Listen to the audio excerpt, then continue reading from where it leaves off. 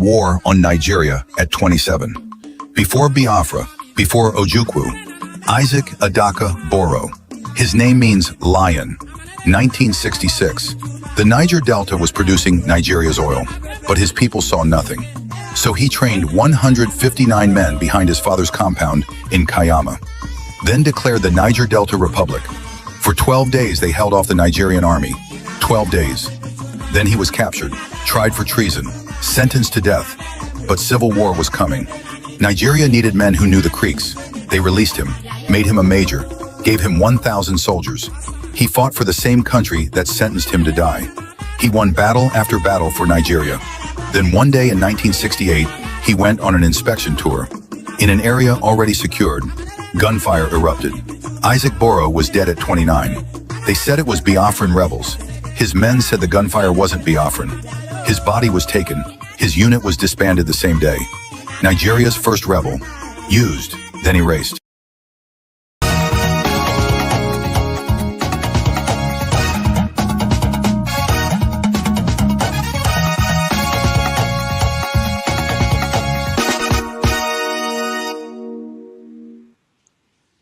Hello, everyone. Thank you so much for joining us. Welcome to a special conversation. Today, we are going to have a conversation on a forgotten part of Nigerian history. For most people, that was the role played by young Nigerian undergraduate student at one point of University of Nigeria named Isaac Adaka Boro. He was the first person on February 23, 1966, more than 60 years ago, yesterday actually, he declared the Republic of Niger Delta. Quite a fascinating man, and we are going to look at what his life was like today and what we are going to learn from his agitation for the Niger Delta people. With little conviction and a small band of fighters that he called the Niger Delta Volunteer Force, he declared the independence of the Niger Delta Republic. It was barely weeks after the January 15th, 1966 coup had shaken Nigeria to its foundation. The nation was unstable, the center was uncertain, and Boro believed the moment demanded action. He raised an army. He proclaimed a republic. But history was unforgiving. The Niger Delta Republic lasted just 12 days before federal forces crushed the uprising. Boro was arrested, tried, and sentenced to death. Then came one of history's ironies. The same Nigerian state that condemned him to death later released him. And when the Nigerian Civil War broke out, Boro joined the federal side to fight against Chukwuemeka Odumegwu Ojukwu and the Republic of Biafra. The short-lived rebellion entered the books as 12-day revolution. What drove him? Political marginalization of the Niger Delta people, the struggle over resources, chronic underdevelopment in the region that fuels the nation. He died in 1968, but the questions he raised did not die with him. So today, we're going to look at them and we're going to analyze what we can learn from that experience of Isaac Adaka Boro. What the people who live today and still fighting for resources, control of resources in the Niger Delta can learn from that experience. And this happened 15 months before Chukwuemeka Odumegwu Ojukwu declared Republic of Biafra. Another irony again, Ojukwu was leading the eastern region that time, and he was leading the region that helped to stop Adaka Boro. And Adaka Boro joined the Nigerian forces to fight the Biafran side.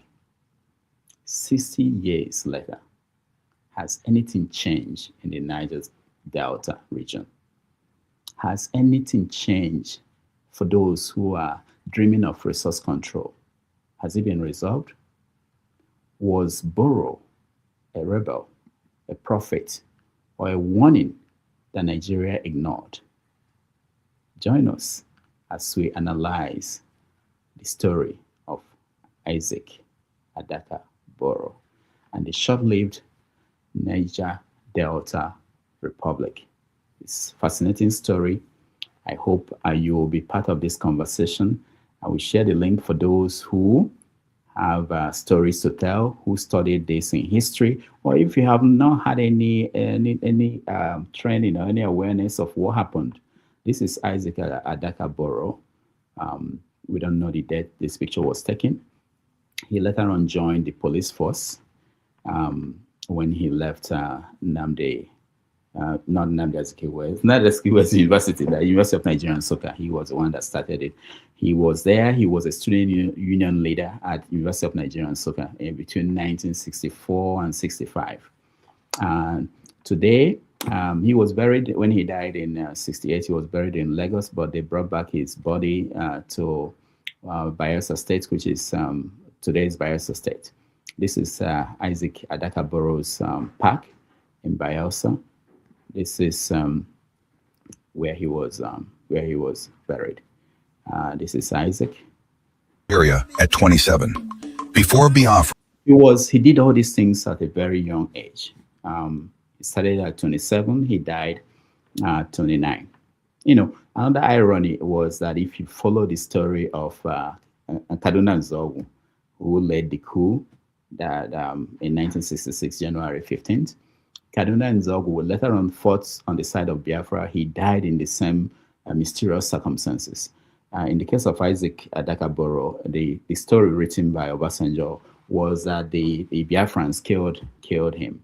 But his people, his boys, his troops said it wasn't the Biafrans. So there are many controversies. Some of these things people are not even aware of, Nigerians. And you have people today like Asare Dokubo, Tompolo, people in the Niger that are still agitating for the same kind of resource control. We have to look at all the angles, and including the Biafrans, who are fighting for their own independence, and other groups, the Oduduwa, Odua Nation, what they can learn from this experience. All right. So thank you so much for joining us. Those on the comment section. If you know anything about Isaac Adaka Boro, join us. We talked to some experts, and hopefully some of them will join us later today. But before I bring in people, for those who want to join us in the studio, let me share the link. I don't think I've done that. We spoke to some experts, and they wanted more time. We didn't give them enough time. It was yesterday that was the anniversary, 60th anniversary. We wanted to get it out of the way, but experts, they needed more time. But let me share for those who want to join us in the studio. I'll share the link. But let me say that these are the kind of things we'll be doing every now and then, especially midweek. Instead of just talking on issues in the news, we pick on a topic and we examine the topic in details, and maybe we will learn more from that. But again, thank you so much for watching, for being here, and anything you know about Isaac Adaka Boro and implications, we welcome you to share with us. Let me read this before I bring in people who are in the studio. Let me read this. When I shared this show on several platforms, somebody wrote this, and let me get the name of the guy. I think I don't have his name here. He said, "I've read The 12-Day Revolution by Isaac Adaka Boro, his personal account written in prison." So when he was locked up, he was picked up by the Nigerian government after he declared the Republic. And fought for 12 days. He lost. I mean, the Nigerian government, the military squashed that effort by his groups. But he was picked up and put in prison, sentenced to death.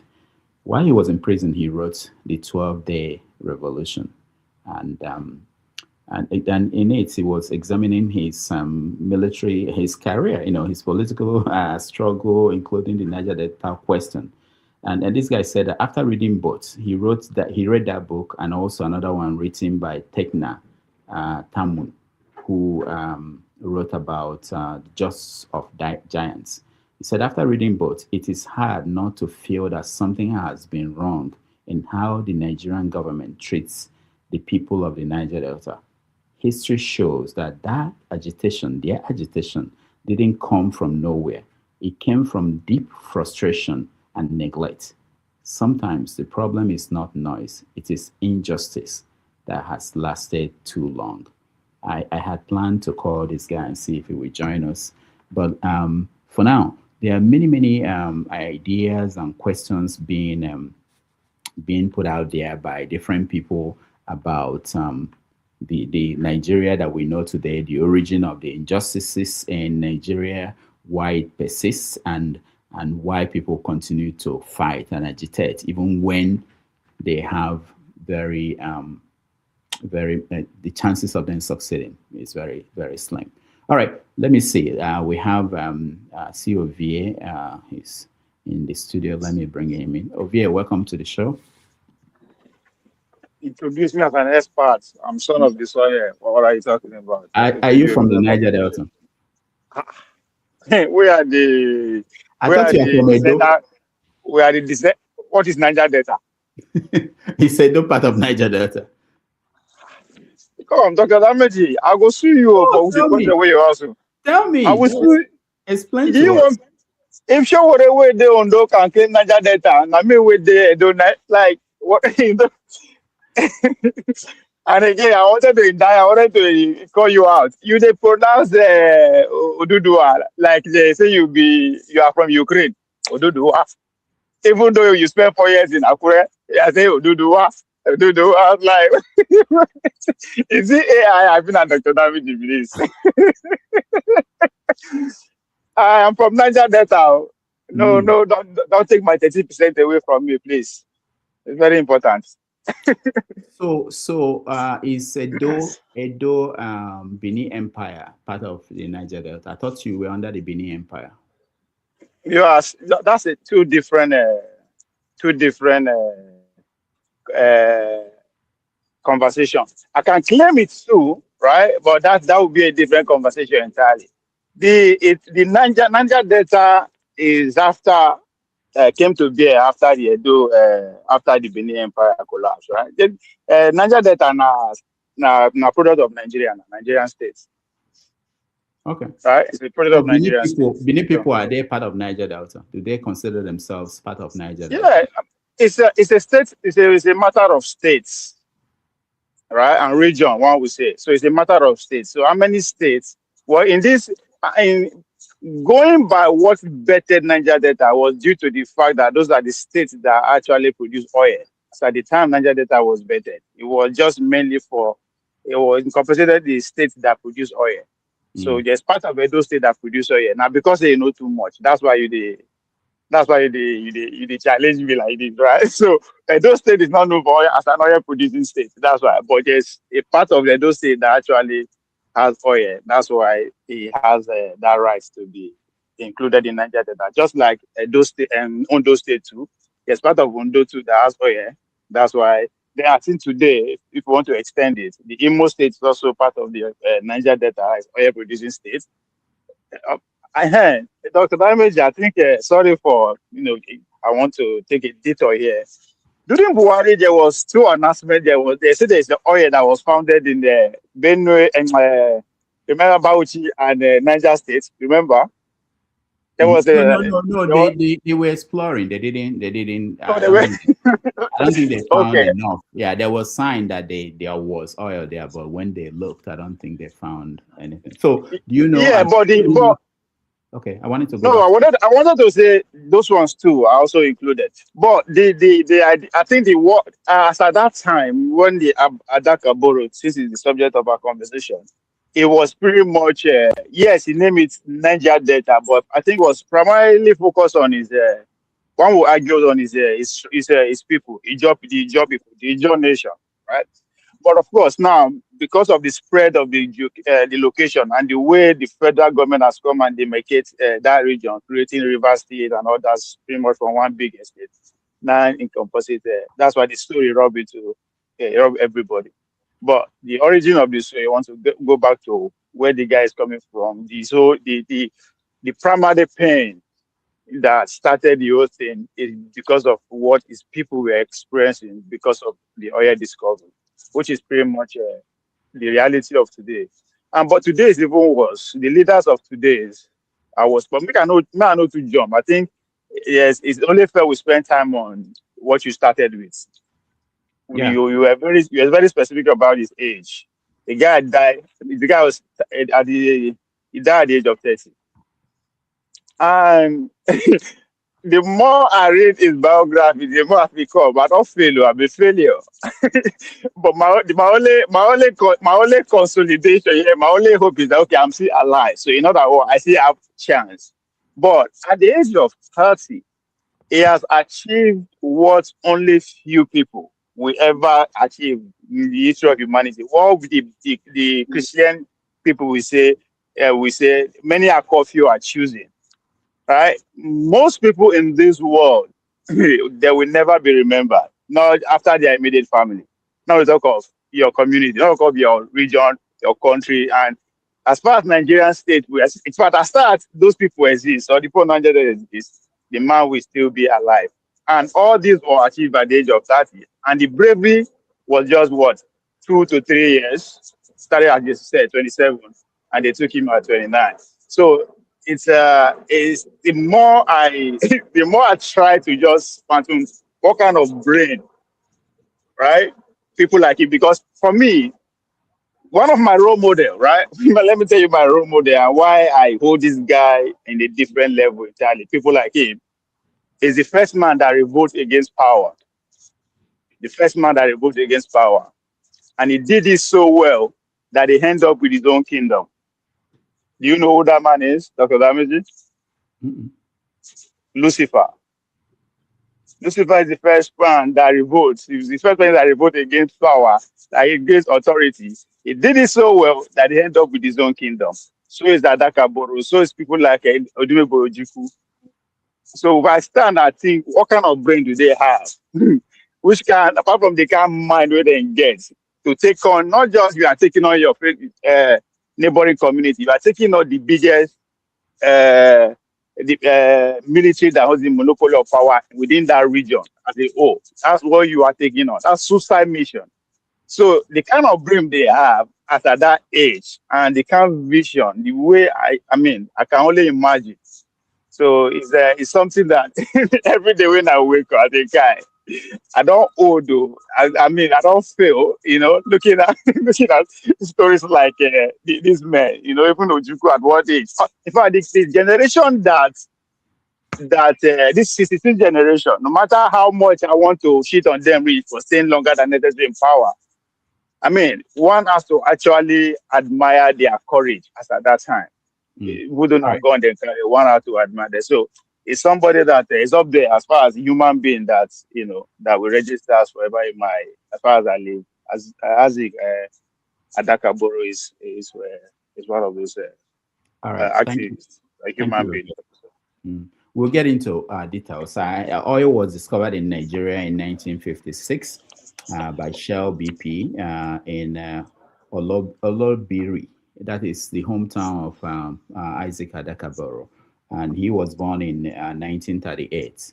So he already had awareness and the issue of the fact that this resource, which is, I think they called it at that point, liquid gold, was being produced in Nigeria, and there was no impact on the region, the area that it's being produced, that people were not being taken care of. And that was the beginning of his agitation. But we want to look into several aspects of that. It's not over yet. It continues to today.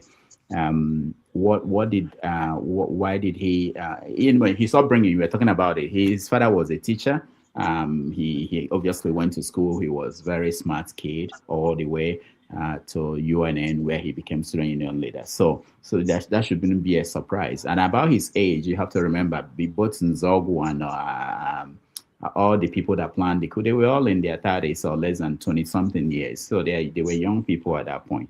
But let me go to Tony. Tony, you're from that region. What do you know about Isaac Adaka Boro and his struggle? Well, greetings, Dr. Damages. Greetings, forefathers. Greetings, Odie. Your governor has just done another comedy for us. So. Oh yes.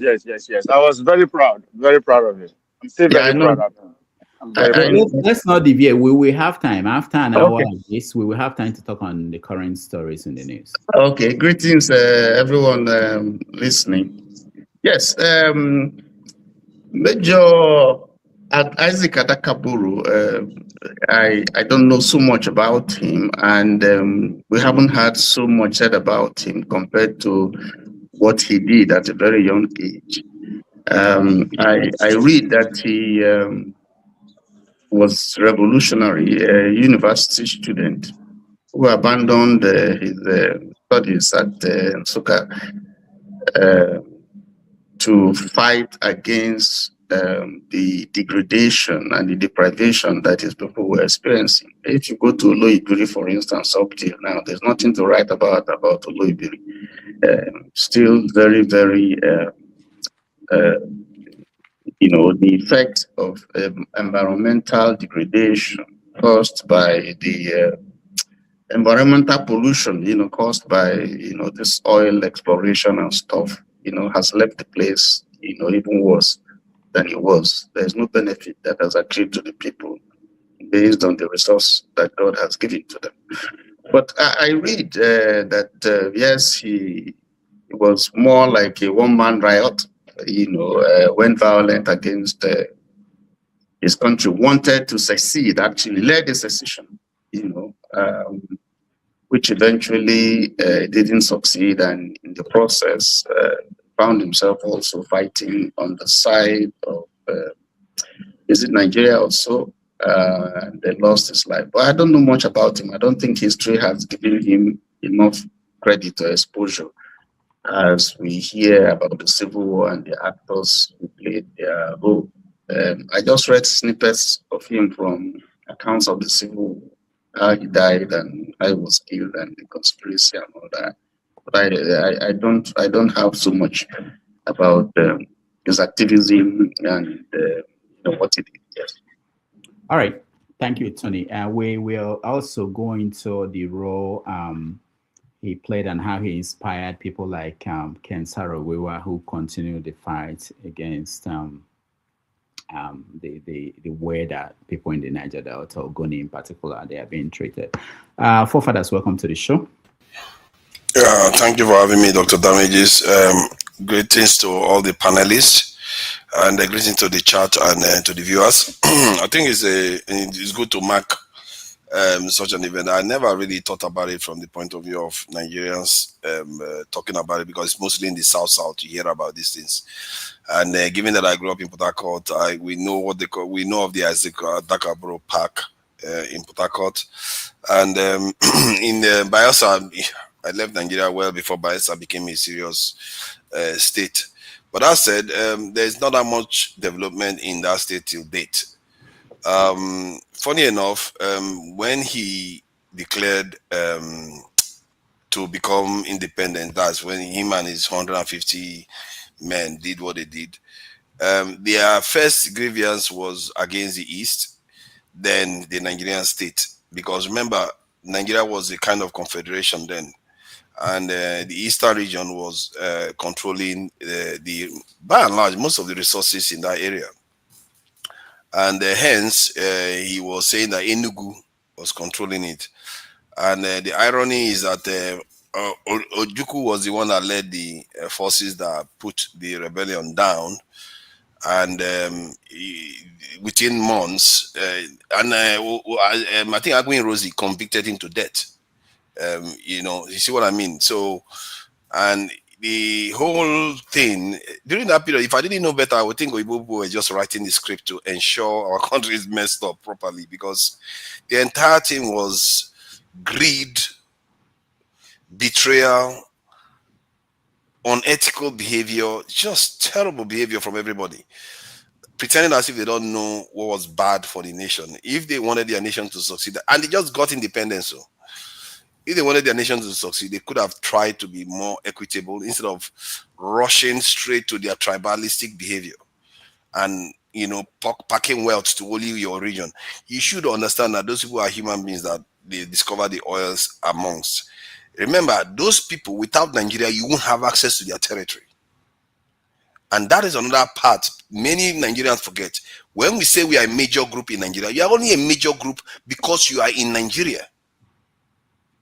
If without Nigeria, you can't touch those people.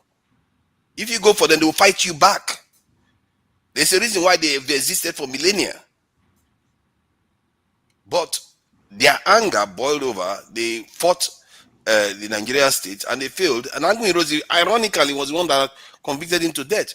And then Gowon came after they got rid of Aguiyi-Ironsi to release him. Can you imagine? His first grievance was against the Eastern Bloc. Ojukwu was the one that put him down. Aguiyi-Ironsi convicted him to death. You see, they created the scenario. That's why I said you can't even make it. Hold on, forefathers. Let's push back a little bit. Instead of calling individuals, the names, Ojukwu, Ironsi, are they what they are doing? Is that different from what the Nigerian state did? Because it was the Nigerian state that they were representing. Okay, what the Nigerian state did now to Nnamdi Kanu.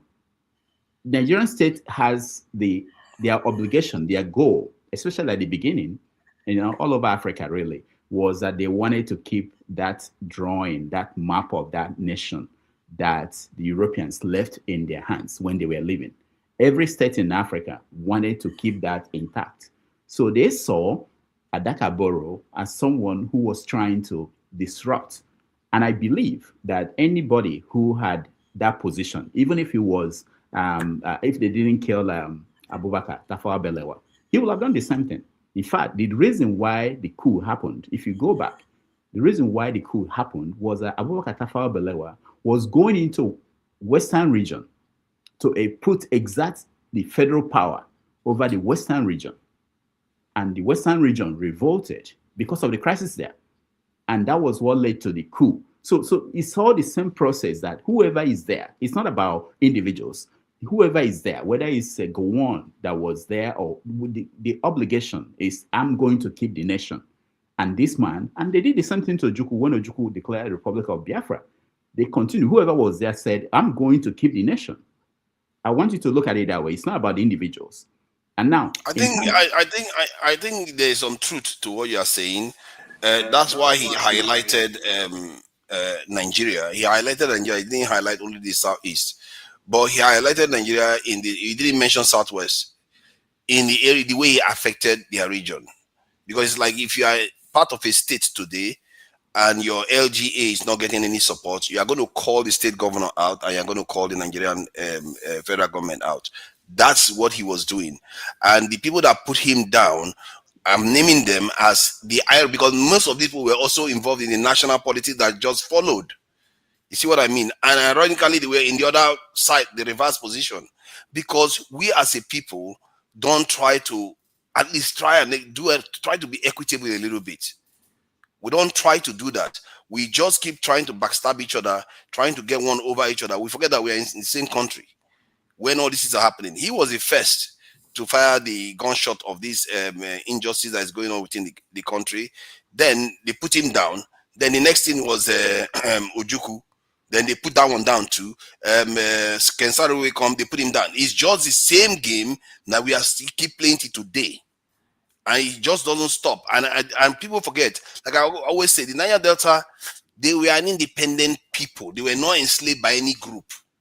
Nobody had access to their resources. Nobody had access to their space. Hold on. When you say resources, the oil was discovered in 1956. They didn't know there was oil there, or they were not using it.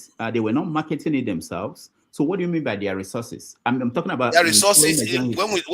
See, they were trading with the other regions of the country well before the British arrived here. That's what I mean. They had their own territory. The trading continued. I don't think the British came and stopped them from trading.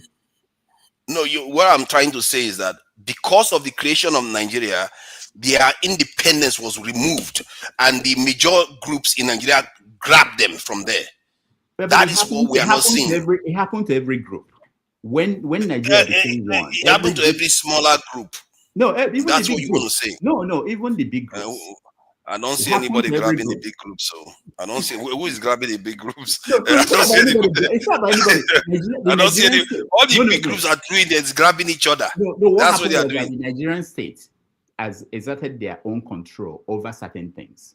So in the case of oil, when crude oil was discovered in 1956, the Nigerian state now said, we are going to control this. They didn't control the trading in palm kernel. They didn't control the trading in groundnuts.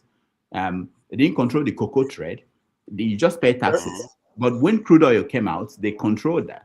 And we can connect it to what's happening in the north now when there's gold in Zamfara, and what is happening with the gold. How is that being controlled by the government, federal or the state? Dr. Dameji, this is what I think. This is the conversation you two are having. Yes, I think it's wrong for Niger to mention individuals rightly, push it back to him, because Ojukwu was a federal soldier. So is the other guy that said that executed him. These were all federal soldiers. But what Niger is emphasizing on is under the federal government, we still have the regional governance, which is where the western regions fall into the hands of the dominant tribes. In this case, the Igbos, because under the local. So the federal governance was dominated. The western governance, the western region governance. East. Yes, which the job people fall into. They were dominated by the Igbos now, and they were not dominated by were they not dominated by the Igbos? They were. So exactly. So one will also argue that was what the North saw, that the federal government, that the Igbos were overreaching. After dominating the East, they were overreaching, trying to dominate the Central too, which is what led them to do what they did. That's another argument to it. So what Niger is saying, yes, Ojukwu and his brother acted under federal government authorities, but other than that, every other thing that their people were going through under the regional government, which is in this case dominated by the Igbos. So we have to actually, there's a conversation there to be had, because which is the argument we are trying to add, if we the Edos fall into the Niger Delta, right? Because we too also have an argument that we were dominated by those who were the dominant group when we are under regional governance. So that is also a conversation to be had. So yeah, it's not that Niger doesn't know what he's talking about. It's just that the way he framed it that made you have to come at him that way. All right. Hold on, let me go to, let's hear from KJ. KJ, welcome. Yeah, we can't hear you, KJ, if you're speaking. You shouldn't argue with forefather, because forefather has his own history, which is telling. And I think I'm surprised Ovie is trying to also toe that line. It was not the Ojukwu, on the contrary, that killed Isaac Adaka Boro, He died in the war, and there's two stories to it. They said the first story was that he was in the front line and lost his life in the battle. The second story, which is mostly told by other people in the Niger Delta, is that it was Benjamin Adekunle who set him up, and they withdrew, and he died in the battle. So in fact, they actually say, some people go ahead to say it was the federal troop that killed him. So when we want to tell the story of these individuals, we try to paint them as if this guy, because that has been forefathers, projection all this while, that Isaac Adaka Boro was one cent of a man who was trying to fight for the cause of the Niger Delta people. But let's not go there, because if you guys want, I will bring the dirty past and put it here. So let's just tell the story the way it is. That's not what Niger was trying to say. I came personally because of that. Because sometimes when we discuss about the Nigerian heroes and all that, some of you make a statement that is nowhere to be found in history, and sometimes try to rewrite the history. The history is out there, and you can tell that story to the younger generation who didn't go to school, who went to school and never read books, but not to those of us who took time to research these things and follow these events. So let's just put that correct. It was the federal troops that got him killed, whether it was by arrangement by Brigadier General Black Scorpion, Adekunle, or he died in the battle. It has nothing to do with the Igbo people or the Igbo man or even the thing. It had nothing to do with that. All right, I rest there. I'm here. I deal the look now. Thank you, sir. I come back because of KJ. Hold on. Let's talk about that. Tunaja is speaking. Okay, wait. Okay, Tony, you want to say something? Yes, if you read the book by Alabi Sama, General Alabi Sama, who was also in the front line. I think he took over from Adekunle. No, Basanjo took over. But I think he was also very well involved in the battle to capture the East. I think he was in the 3rd Marine Command where Adaka Boro was. You would see from his account that what he said, tallies with part of what KJ has said, was a sabotage, because Adekunle was very, very crazy and delayed. It was more of a sabotage that led to his death. It wasn't Ojukwu that killed him. It wasn't at all, because at this time the war had started, and there was this attempt to capture, to invade. They invaded the east through, what would be the rivers area now, and so it wasn't Ojukwu at all that killed him. It wasn't Biafran forces that killed him. I think from the Alabi Sama's book, it was basically sabotage, and his Boro was fighting on that front. Yeah. So that's it. All right, thank you. Ovie, go ahead. I think context matter here. Tunanja is not saying now Ojukwu carry gun go shoot down. No, he is speaking under the leadership. Ojukwu was the top leader then in that region, so that is what he's saying. The same thing he referred to the other guy who eventually carried out the coup. He is not saying the guy carry gun go shoot down. So that's what I think Dr. Damiji actually corrected him well, because you just want to make argument. But even everything you say, KJ, now saying that ESA, you are speaking in terms of conspiracy or ESA. They say. So who is even actually speaking to the conversation here? Tunanja is not saying Ojukwu kill him. It's not leadership. As I said, again, you are hold on now. I know interjecting. No, let's get it right. You are wrong. Isaac Adaka Boro died. The war had already started when the Isaac Adaka Boro died. Ojukwu was not in control. Hold on. You are wrong. Can you listen first? That's not. Please now. I'm not interjecting you now. You must. I'm not interjecting you. Hold on. You guys, hold on. KJ, hold on. Can you just listen, please? Hold on. Sorry. Listen to understand. You understand? Okay, hold on. Okay, let's go back.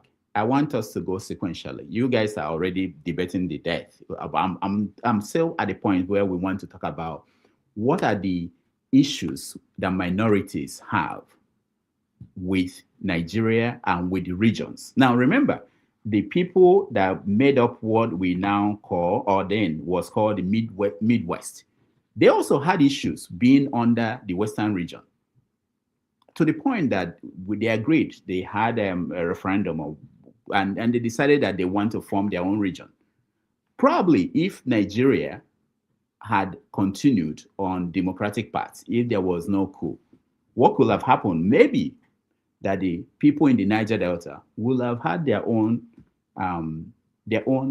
referendum and form their own region. That could probably be what. But I want to go to what were the issues that they had, one with the Eastern region, and then later on with the whole of Nigeria, especially when it comes to oil. Because, and again, remembering that in 1960, 64, 65, he, as a student, Adaka Boro became the president of the University of Nigeria, Nsukka Student Union. It's not an easy thing to accomplish. So I'm not claiming that I know how the country was running that period or how the Eastern region was running, but I want someone to help, if anybody knows, the issues that minorities have or had with Nigeria or the Eastern region at that point, to the point that he decided that this would be a good time to form our own republic. The issue was clear because the level of development in the South region was minimal. As a matter of fact, by the time I left Nigeria, I think I heard that the Bayelsa region, they had about 1 or 2 petrol stations. That was in the 90s. That is how underdeveloped it was. No, okay, And, okay. Hold on, forefathers, don't jump. I go back to the 60s when he declared the Republic of Niger Delta. Go back to that period. And what was the issue? Because if you are talking about 1960s, I don't think, apart from Enugu, which is the capital of the south of the eastern region, I don't think my hometown is developed. I don't think most places are developed. So what are yeah, but your hometown is not where they discovered oil first. Yeah, I know. But it's not the eastern region that is taking the oil. Is it? Rudolph, can I make a contribution and run away because I'm at work? Unfortunately, I'm not going to be able to join you guys for a long time. If you permit me, I want to respond to what you just said. Let's hear from Tim. Okay, please, guys, don't be offended. Please, I'm at work and I'm not even going to watch for long. But I just wanted to follow and see what you guys are saying. So, the question you asked, what was the problem that most, if not all, of the minority, so what we call minority groups, had in the different regions where they were part and parcel of, whether it is the guys in the Middle Belt who were part of the larger North, whether it is the Edo people and what we call today as Delta states in the Southwest, and of course the rivers, Cross River, Akwa Ibom today, and Bayelsa in Eastern region. Now, language was a problem. For every of those regions, there was a dominant language. And in some of those regions, the dominant language became the lingua franca, sort of. So we find out like in Igbo, it's very rare that you will not see anybody from any of the smaller groups, supposed smaller groups, that doesn't even speak Igbo. Now, they also felt that, like in the civil service and co, I'm going to use the Eastern region for an example. So when Zeke was angling to be prime minister, no, sorry, not prime minister, was angling to be the premier of the Southwest, which we know was what he was trying to do with his NCNC, and he got skimmed out. The biggest mistake he did was he fell back to the Southeast and they dispossessed somebody, a Henshaw from Cross River State, who would have easily become the premier of the Eastern region, and then Azikiwe became the premier. The same thing happened when Okpara was premier of the Southeast, and the people from the Ogoja area at some point wanted to vote against the NCNC. I don't know if any of you knew that Okpara went and removed hard roads in the Ogoja area as a punishment, the kind of thing Yaya Bello did in Kogi State. Okpara did it, let's be honest. So some of those things also happen in other regions. You find that the dominant group at some instances sort of flexed a lot of muscles on these people, and it left a psychological implication on them. I went to Government College Umuahia. In Government College Umuahia, we had a lot of people from Opobo. The Ken Sarah Weaver went to Government College Umuahia. The Ereko Simas of this world. Many of them used to feel that in those schools where they went, dominated by Igbos, that they were being sidelined in one way or the other. So there was always that brewing mentality. That is why at any opportunity they felt or they sought to break the dominant group in wherever they were, they always did that. That is why during the Civil War, you find that the smaller splinter groups were siding with federal forces as saboteurs, as we call them, to dispossess the dominant group. I wanted to add that these are some of the histories that are there. It takes people who are really transcendent and mature enough to have this kind of conversation, because it's an emotive conversation, something that if we're not careful, an Igbo man will trying to defend his Igbo position, the Yoruba man, no. But the truth is, every of these small groups have always felt that wherever they belong to, the dominant group in that place was always oppressing them, whether it is real or imagined. I can't hear you, sir. I said thank you, Chim, for that enlightenment. So I know that there are issues, and I wanted us to look at those issues. And in the context of, are they still here today? Were they dealt with? How were they dealt with? And I'm always interested in the example of the Midwest, which was the first example. I'm hearing a lot of it. I think it's Chim. Okay. Yeah, the first example of where a minority group decided that, you know, we are not being treated well and we want something that will give us a sense of belonging, and they got the Midwestern region. All right, forefathers, go back to what we were saying before Chim came in. So during that time, let me see, in terms of industry, one of the issues he raised was that the fishery industry that should have been located in the riverine area, it was located inland, all the way in Aba. That's the he talked about the this in administrative headquarter of the boatyard of Opobo being located in Enugu. There are so many things that people complain about today that was going on then, but this time it was in the southeast.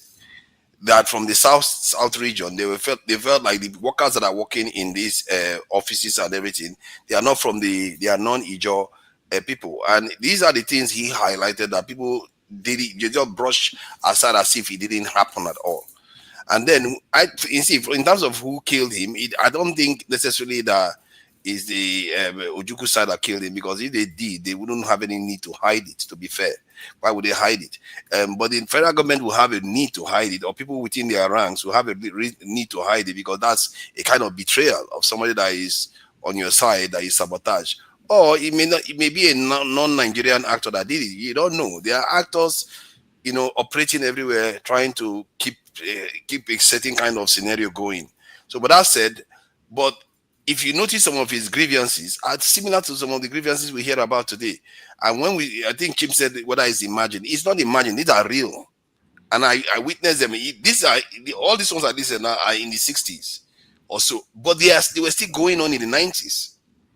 Nigerians, we are not honest people. I see them on the ground every day. I don't know why we are like this, and we think that this thing, nature doesn't punish you. Maybe that's why we are suffering what we are suffering too. Because we are not very, very straightforward. We go to church, we pray and everything, but when the chips are down, we backstab somebody and backstab each other all the time. As a matter of fact, this journey that I'm in Nigeria right now, I've had more Northerners show me more kindness and treat me on a level more than fellow Southerners. Why is that the case? We pretend as if we don't know what we are doing. We all know what we are doing. And if you see Nigeria, they don't speak to each other properly. Like if you want to talk to a Northerner in Nigeria now, as a Southerner, they watch their words. It's like, why are we scared? We are walking on eggshell around each other because of dishonesty. It's everywhere. It's rampant. And sooner or later, somebody needs to confront all these things head on. Because sometimes, even when I'm with people and I talk to a Northerner, they were like, why are you asking that question? Why are you saying this thing?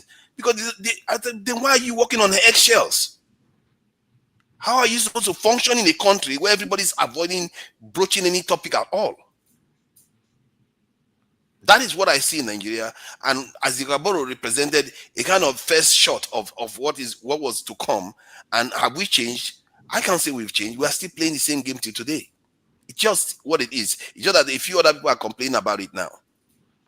Isaac Adaka, the Niger Delta Avengers, they caused so much problem. That's why they had to concede a little bit of ground, because they saw that if they carry on fighting them, the oil industry is not going to progress. So they conceded a bit of ground to the Niger Delta people. But the Southeast is complaining today, and the Middle Belt is complaining. The Northeast is complaining. So the country, we are not honest, and I don't know whether it's because of we are still under the curse of foreign controllers. Maybe that's why we are not fully, ourselves. It's possible that is the reason why. So some of all these things, we have to look at it from that point of view. But I just have to tell you that what I see on the ground, it just shows that I don't know what is causing it, but we are not honest to each other. Thank you. All right, thank you. For those who are watching, please like and share this broadcast. This is going to be one of those history related shows that can be watched again and again for a long time, because we want to educate people about what is going on in the country. We want to go back and go forward and project based on what happened in the past. For instance, I know that I want us to talk about the time Isaac Adaka Boro did all he did, and then of course get to the time that Ken Saro-Wiwa did his own, and where we are today, because we now have the Niger Delta Commission, we have resource control, we have these oil producing regions, and has anything changed? What has changed? Are people happy now, or do they want more? What, so those things we have to get to that, hopefully, sequentially. All right. Doctor, I just want to correct something that Jim said, because I took some courses on intergroup relations when I was in university, taught by Professor Ikime, emeritus professor. And I think Jim is referring to the origin of what we call in intergroup relations, what we call the origin of tribalism in Nigerian politics. And part of it has to do with the events of the 1951 election in Western, where Zeke, a couple of people who were in the NCNC defected and joined the Awolowo group. And so Zeke lost the opportunity to be to head the West, the government, the business in the West. So he having lost that majority, he had to move down to the East. And the person he drove is not, it's actually Ayo Eta, who was the leader of government business in Eastern region in 1950, and then Zeke took over. So that didn't leave, for the minorities particularly, that was a problem, because it wasn't done in good faith, and it was considered that because Ayota was from the minority, that was why that happened. So that, traditionally, if you go to intergroup relations, it's the origin actually of if you like, ethnic politics, which was originated from the West, and which Zeke, bought into, and his entire view as a pan-Nigerian, brought him down, and he became, more now like all over a tribal leader because of that particular action. And I think that's part of it. We used to be in the Western region, Midwest, we used to be part of Western region. And part of the reason why, we had to ask for a plebiscite, so that we pull out from the West, was just because we were feeling a sense of marginalization. And we didn't think that we quite belonged to the, we didn't see ourselves fully as being part and parcel of Western region. Because again, we're minorities in that region. So we had the plebiscite, and so Midwest was created. But even then, the problem still persisted, because even as in the Midwest, you had the Benin province, you have the Delta province. All of them came together to make up what eventually became Bendel. And so we still had the issues, and up to date, even when you still have that broken down to Edo and Delta, that's the issues of marginalization. So I think it's an issue that will stay with us until we probably develop a much better political culture that will overlook all this mosaic of religion, of ethnicity, and so on and so forth, and all together to look at purely what to move the country forward. And I think that's part of the problem that we have, and that's even the problem that you also have in the South side, because if you look, I think South side is one of the most diverse in terms of ethnicity and so on and so forth. So we have that problem, and that's continued. Let me just stop there. All right. Thank you so much, Ovie. Oh, thank you. I think I understand Dr. Damage is the pushback again, putting name, and track to the conversation. But we are talking about history. It will only make sense and be accurate if you put data, statistics, and name. It just depends on the context you put those names, so that things read. Oil was discovered what, 54, if I'm not mistaken. 56. 56. The Nigerian states take shape in 1960. The regional government take effect. Let's put it that way. Immediately, the Adaka Boro, him and his people, fall under the Eastern region. Who was the leader of the Eastern region? As at 66, the major himself, Ojukwu, right? Who pretty much arrested him, one would say. But it was under him that is the revolt starts. The primary anger of Isaac Adaka Boro was a voice that his voice of the people had not been heard. In other words, they are not being included the governance structure of the Eastern regions and what before the resources will come to play. So the resources agitation was really against the federal government. In other words, agitation was against two governments. The Eastern region was at the time led by Odumegwu Ojukwu, and the federal government led by Gowon. If you remember, when they arrested now the Gowon government come into power and release him after what Tunaja was trying to say. Angu Hiroshi arrested him and sentenced him to death. This is 67. So Gowon come, release them. He joined military in 68 and he died during the Civil War. Now, who was he fighting for during the Civil War? He was fighting for the Nigerian states. So if he died during the war, it only makes sense that those who are conspiring, who are arguing that now the Eastern, the Biafra military, now then kill him. Now, even though you cannot say this is when or how they kill him, but he died during the Civil War. So anybody that said now Biafra soldiers kill him, led by Ojukwu kill him, the person is not necessarily out of place or out of point. But these are the events that take place. You know, they thought that Ojukwu carried gun, come out to shoot her. No. But it was under the leadership of Ojukwu leading the Biafran troop that killed Isaac Adaka Boro, who was fighting. He died in the midst of war. That's a very plain argument. Yes, no go accuse them and say, was okay, he died in the midst of war. But in order to put context to it, we had to actually put all these dates and names to what is happening. The man, even up to today, is still what is happening. It's just that this time around, it was different, under different government structure. Talking about what are the minority actually facing, up to the federal government level, what are the Fulani complaining about the Eastern leadership that they dominated the federal government? And one can argue, yes, because they are the most educated within the Western education system. So it only makes sense when the colonials were going, majority of them will occupy most of the federal government position. It makes sense that like that. So those who are arguing that yes, they are being dominated, they are not out of place. So it's the same thing that is happening. Those of us, regardless of where you reside in the country, if you are complaining of being marginalized and being dominant, now the president, now the government with the pointers. Nnamdi Kanu is arrested today, right? Everybody talking now Buhari na arrest him. If you can't die under Tinubu, people go say, oh, na Tinubu kill him. Yes, it's not between na Tinubu kill him, but it died under him. Obasanjo wrote a book under my watch. So it was under the supervision of the Biafran soldier led by Ojukwu that actually that killed the Nigerian soldiers, which included Isaac Adaka Boro during the Civil War. So to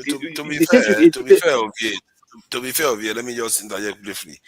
The reason why I don't think if the Biafrans were the responsible for it, they don't have much of a need to hide it because he was fighting against them. You see what I mean? Nobody's accusing. Hold on. Nobody's accusing them. I am just giving you what transpired. I am telling you, now what are they fight now? If me and you they fight what? But they fight what against your place today, and you end up dying. They say, oh, now if me lead my people, they will say I make you. They will be right, yes. But now what will they fight? So we are not saying the Igbo people they go today want to go kill them. But at the same time, one can argue that because they were directly under the leadership of the Eastern structure before the federal government. So his agitation was against two governments. The Eastern government led by Ojukwu at that time, and the federal government led by Gowon. Okay. Hold on. Okay, I'll come to you next. Let's reframe where we are now. So we agreed that after independence, one of the things that happened was that the structure we were left with, the regional structure, that minorities in sorry, Dr. Dameji, that it was his agitation that led to the creation of Rivers State. Because as I said, his main argument that they wanted a voice So that's why when they gas down now, it was under that agitation that Rivers State was created. That's not true. When was Rivers State created? Don't worry. We'll get to that. Let's go sequentially. Okay. Let's go sequentially. All right. What we are saying is this. I think the consensus is this, and it's very important because the problem we have with history and our history is that there is never a consensus. Any part of history you bring up, there will be different versions. But we can agree here that Nigeria, the way it was structured, the way it was handed over to Nigerians by the British when they were living, was regional government. In that regional structure, the minorities in the regions, every region, did not feel that they were being represented or their voices were being heard. That's across the board. So whether it's in the eastern region or western region or the northern region. Now, the only people that were able to successfully get out of it was in 1963, I believe, when the Midwestern region were able to extract, they brought themselves out of the Western region. So it could have happened if we had continued along the same line with the same democracy. Maybe the people in the South, the so-called Niger Delta, would have been able to do the same thing. Maybe the Middle Belt in the North would have been able to do the same thing. We wouldn't know that because there was a military intervention in 1966, January 15th. Okay, we can agree on that. Anybody protesting that? Okay, so you can go into details in terms of, is there any structure?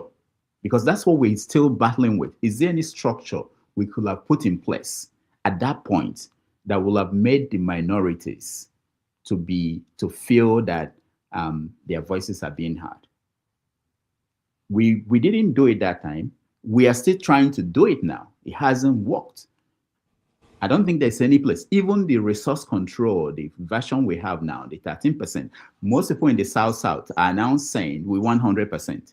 Maybe that's when we are going to say that we feel happy to be part of this. So, Ovia, what do you want to say? I wanted to take us. I think I kind of, in a way, disagree with you because even the regional governance. You don't have to agree with him. Let him finish now. If he's hold on now, see. He's making a point. Don't agree with him. Let him. KJ? When I say something, I am giving reason why I said it. No, if you don't want to listen to you must have reason. Let him finish. I am talking to an educated person, for God's sake, and he's an adult. I know go school. That's why I'm arguing the way. So allow him to push back. No. Now my own reason that they put forward now. So can you allow me to put my own reason forward? No, let him finish. I'm not entitled to it. No, let him finish. Or he's so stupid that he cannot stop me. Let him finish. Is that what you are saying? That he's stupid, he cannot stop me? Guys, hold on. So, Dr. Damage, Dr. Damage, hold on. We are seeing history here. Right? You say something that is very fundamental and it's not, we should have to push it in context. I've always said it. There's the context of all this. Forget we see all this man they talk. Even the Eastern government structure was forced on us. So it is not our creation to say, which other way we go try, where we never go work. We were never allowed to try anything. See, all the way to before the arrivals of the strangers, right? Which dated back over how many hundred years ago? And the last one was the Benin, which was late 1800. Since then, no part of the country, no tribe, no region were allowed to actually form their own government, which is at the center of what Ososo, a whole small village, is going through. It is the coming of those people that destroy the structure of our own leadership that up to today we are still facing. So we are never allowed to form our own structure. So don't say that, which structure can we put in place that will serve us? We never even try anyone yet as Nigeria people. Okay. So, can I say what I want to say now and why I interrupted? You see, before you say anything, he is the one who jumps to say people are interrupting. Allow him to disagree with me. Allow him to disagree with me now. What I mean, can you allow him to disagree? No, disagree with my point. Disagree with my point. Anybody who opens his mouth to speak will have something to say. And when the person finishes, you can equally bring your own argument. You cannot jump in and say, and you don't want people to jump in when they're speaking, but you jump into other people's system. This is the point. I'm sorry, but he did finish. He finished now. He finished I didn't finish. That was my issue too. I didn't finish. And so sometimes you forget. I didn't write these things down. So you may forget after you interrupt and then the line breaks down. So, but anyway, go ahead, KJ. Okay, so this is it. And I like the submission that Chim made before leaving. there's a tendency of a bigger group dominating the smaller ones. I grew up in Benue. The T people are more in number, even with the Idoma put together with other small other minority groups. And they have constantly been in the authority, in leadership positions in Benue since the creation of Benue till today. Now, the Idomas have constantly also fought against that arrangement till today. And there don't seem to be any way out, because right now, the Igalas who used to kind of balance it out have been taken out, and they are now in Kogi State. Yeah. So, will there be a time when everybody will accept that everything is done properly? There may never be, but we can manage it by putting things in place that can help the minorities to be able to feel that they are being what they're not being marginalized. And I agree with Forefather on this case, and I sympathize with people in the Niger Delta. The only place where I get a bit liver with them is if their only interest is to make sure that Igbos don't get it. Any other person can get it. Once it's not the Igbos getting it, they're okay, and they go to sleep. But here is it. Let's go back a little bit. Before even Nigeria became a country, let's go back. Remember that the first known billionaire in Nigeria was an Igbo man. It was Ojukwu's father, who the Queen had the pleasure of riding in his Rolls Royce when she came to do the independence celebration for Nigeria. So what am I trying to say in that example I'm giving? I'm trying to say that there were already some established levels of lifestyle and certain regions. I don't want to say the Igbos now, but obviously the Igbos also have come to a place where their way of life and all that is almost advanced. So in that context, they may, of course, be seek to dominate other people. But some of the goodwill Igbo people who lived at that time also try to balance this thing out. It can't be everybody. And just like when you talk about marginalization now, it can't be every Nigerian leader who comes in who want to marginalize other people. But others will do it. Now, Philip Asiodo, okay, let's not go there. We'll come there when we're talking about oil. People like MT Mbu were the right-hand men of Nnamdi Azikiwe. MT Mbu was, until his death, many years after, was the Minister of External Affairs for Nigeria. A brilliant young individual at that time. He was 29 when all that happened. Now, who was that? When it was the time of the Biafra, Philip Effiong was the second to the commander-in-chief of that. So, in other words, there are certain people who try to balance out these things, but you cannot always be able to achieve it 100%. So, I'm coming back to what you are saying now. What is the system that other nations have put in place which have helped their minorities feel included in the national cake? Let's take example of the states of the United States of America. Left to anybody, California can be a state of a country of its own and survive without any other person. But they are not. Up to tomorrow, they are still looking for how to say they want to be on their own. If you go to DC here, DC is still asking for statehood. In fact, if you drive around DC, you see at every point, you see, DC this advertising the fact that they want to be a state. This is, their statehood signposts everywhere. So I'm simply saying, even in a modern society, there are still people who feel they are not fully being represented. What did they do? A state of Delaware, which is very small, has a very well represented way of their voices being heard when there's a national election. And the way it's also been, that helps them is that they don't have to wait for the federal government to develop their region. The Delaware governor takes care of whatever he's doing, and then he is responsible to his people. When that is not done, then the people know who to hold. In our own case, it is people living in say, Opobo. When will they go to Abuja to go and hold Tinubu responsible? But they can go to the governor of Rivers State and say, look, you're not doing this for us. And the governor will not have anybody to point to say it's because I'm not getting money from the state. So if we can, and just like we have always said earlier, let the regions run their affairs. Let them contribute to the center. give the oil back to the places where they belong. Let them deal with do their. And I want to say on this channel, panel, I don't know many of you who knew that the oil policy, majority of it was written by Philip Asiodo. Philip Asiodo from You People's Place. It's not Igbo personal. So if there was anything right from the very beginning when Nigeria was forming its oil policies, go back and look. Sorry, Philip Asiodo is from Asaba. Is the Delta Igbo. And that's what I'm saying now. Is data not listing, not oil producing state? Okay, hold on. Okay. So Ovia, let me go back to where you stopped, which was you were saying that we were not allowed to form anything. You remember that the structure of the regional government and everything, that we agreed to that. We went and negotiated several periods. Our leaders went to the UK, met and negotiated and agreed. This is the structure we wanted. Okay. And they agree with Britain, and we're given independence. When they came back, and 3 years into that, the Midwestern people started complaining. Plebiscite became an option, a way for them to say what they wanted. And they were able to say, this is what we wanted. And they gave it to them. It happened. So it's not that, and look at this, it's not just Nigeria. If you go to Congo and look at the history of Congo, it's exactly the same thing that happened.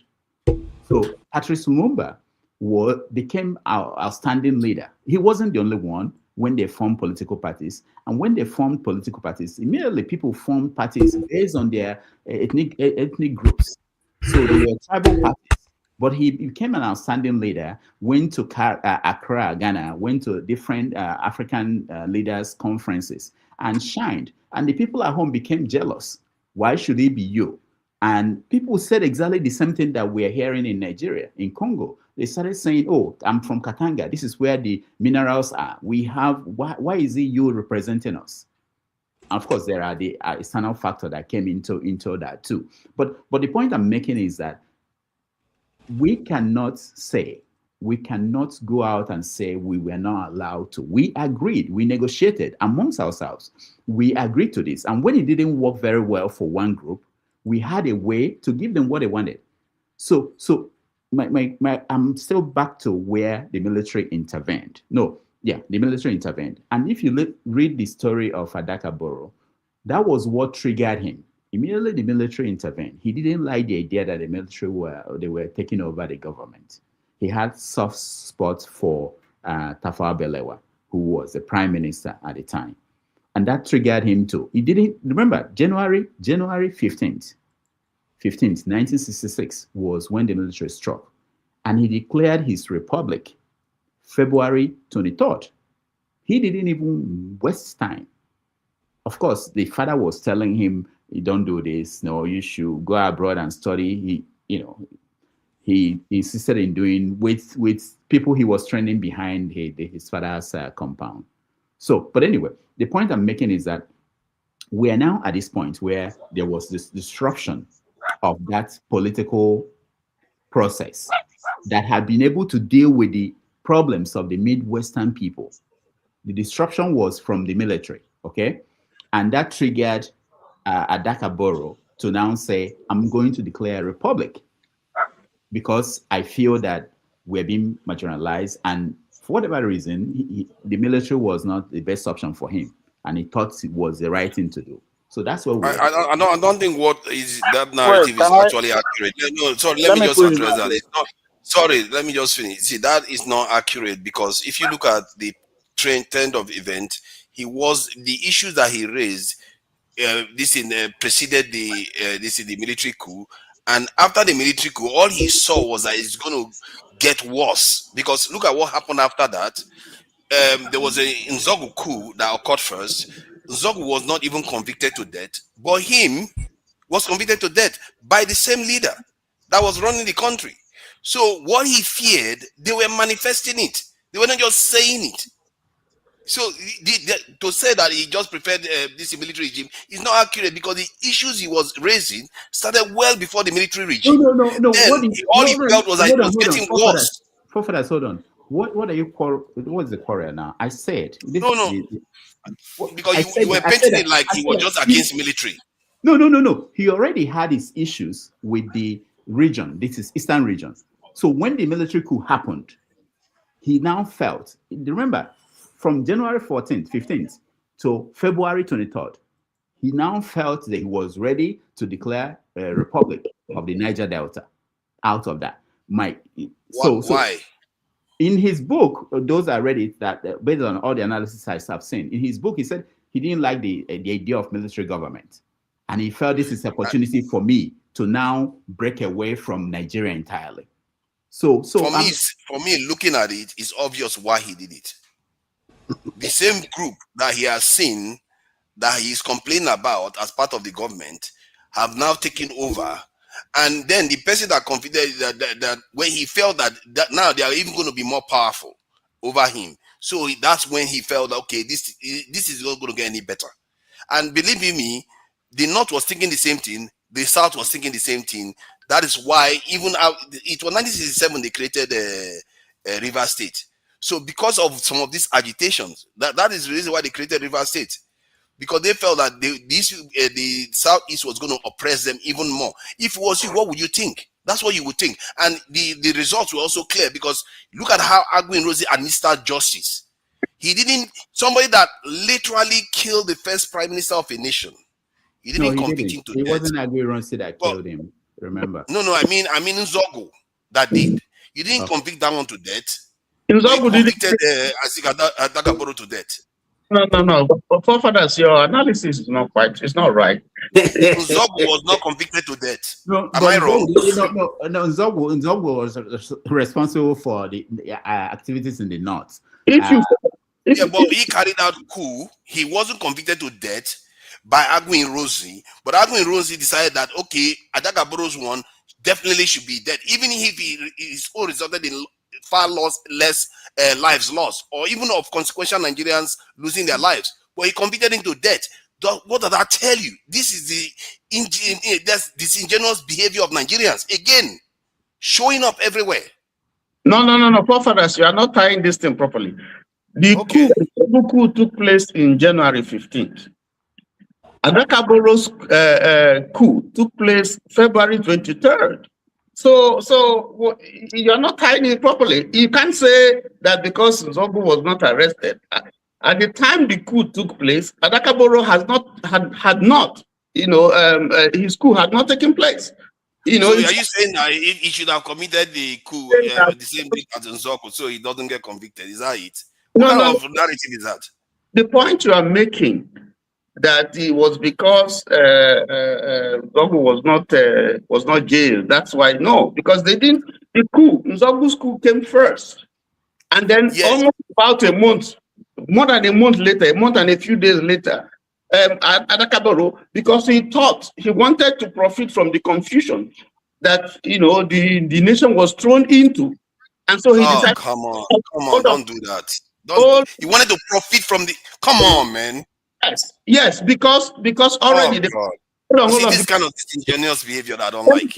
Let me finish. Because there were grievances all over, and then Nzogu's coup created some confusion, some disequilibrium in the political system, and so because his own part of the country, the South now that you call it, also have grievances. So he thought that was an opportunity for him to also break away and form his own republic. So that was what happened. But to say that it was because Nzogu was not arrested, that is why Adaka Boro, they don't. No. That's not what I was saying. I wasn't saying that. What I'm saying is, it proved what Isaac Adaka Boro did at the time to be quite apt in terms of judging Nigeria correctly. Not that during that time he was thinking like that. But if you look at it now, as Nzogu committed a coup that resulted in consequential Nigerians losing their lives and almost upended, in short, as a matter of fact, it led to a lot of serious consequences, but he wasn't convicted to death. But Adaka Boro, that later on committed did the same thing, not even declared secession, but didn't result in significant amount of death, of even any consequential Nigerian, was convicted to death. How does that, if it was you or any group, why would you see that as justice? You will not see that as justice. No. But is that the reason why he planned this coup? Is that the reason why he planned? No. But the reason is that Nigerians are biased according to the people that they are dealing with. If the person is from this ethnic group, they will treat them differently from the other group, and they favor their own group. I gave you a lot of examples that he gave at the time. I didn't even know this existed. That they were putting this in headquarters of let's say something that should be in the Riverine area. They will put it inland in the southeast region. Some of these things we today are accusing Lagos of doing, they were doing it then. Okay. So let's go back. That's us. That is us. Let's go back to a sequence of events. So the no, Dr. Dameji, wait. Hold on. I'll come to your OVA. I want to clear some things. The coup happened on January 15th, 1966. After the coup, Nzogwu surrendered to the federal authorities. Ifajuna ran away to Ghana. So Nzogwu was picked up, put in Kirikiri prison. There are stories that he was tortured, but he was kept in prison. They started looking for Ifajuna, who ran away to Ghana, and they wanted to get out of them. In the midst of this thing, what is going on February 23rd, Adaka Boro declared a revolution, or the Republic of Niger Delta. Okay, so that's how the sequence of things. At that point, when he declared that, Nzogwu was still in prison with other coup plotters. They've not even gotten Ifajuna from Ghana to bring him back to Nigeria. So it wasn't that there was no process going on. So I'm just pushing back on your argument that these people were not killed. Yeah, they were not even tried. They were still in custody. The ones they've gathered, the other ones, and the country was in disarray, because at that point, based on the killing, this nature of their killing, which was now interpreted to mean that some people were encouraged to escape the country, there was no action taken at that point. So then this another effort to dismember the country. Remember, Irunsi, no matter what people think about him, was a product of the British. And people like that, like someone has mentioned Asiodu, who I know very well, these are products of the British. They believed in that Nigeria as one.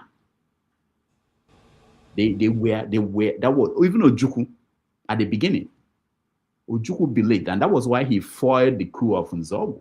Ojukwu was not thinking that this is an opportunity for Igbo people to take over the country. He believed in Nigeria. That was why he foiled. So what is your argument now? Is your I'm argument saying that the sequence of what you are saying, you're saying that just by chance they convicted Isaac Adaka Boro to death. What I'm saying is that you are arguing. The argument you are presenting is that because the coup plotters were not killed, that was one reason why Adaka Boro decided. No, that's not what I'm saying. What I'm indicting the Nigerian state and the way we as a people behave. Mm-hmm. I'm not talking about that. That's what caused. In a way, it is what caused it, but not directly. How did it cause it? I'm saying that these people are still locked up and are not yet arrested. What causes is marginalization and the idea that one ethnic group is biased against each other. But it's not what triggered the coup itself in terms of, because I think Nzogwu wasn't punished, so I should go and do my own secession movement. No, that's not what triggered it. It's the marginalization and tribalism in Nigeria. That's what triggered it. Clearly he was right, because if you look at the way things were going then, people that committed something even more grievous to the nation were not convicted. They say there's a process going on, but its own process went very smooth. One small portion I will add to Forefather. I just want you to understand this. Once we were speaking to some of the people who took part in those things, and the man said, "Why we are speaking the way you are speaking? Why didn't this? Why didn't this?" The man said to us, "Remember, at this time, there was no telephone call. It wasn't like you have cell phone or you have telephone in your house where you can just rush and go and ring the other person and say, look, this person is heading this direction." Communication was so minimal. And even the military, not all the military formations have the telecom, that they are the normal telecommunication, not everyone.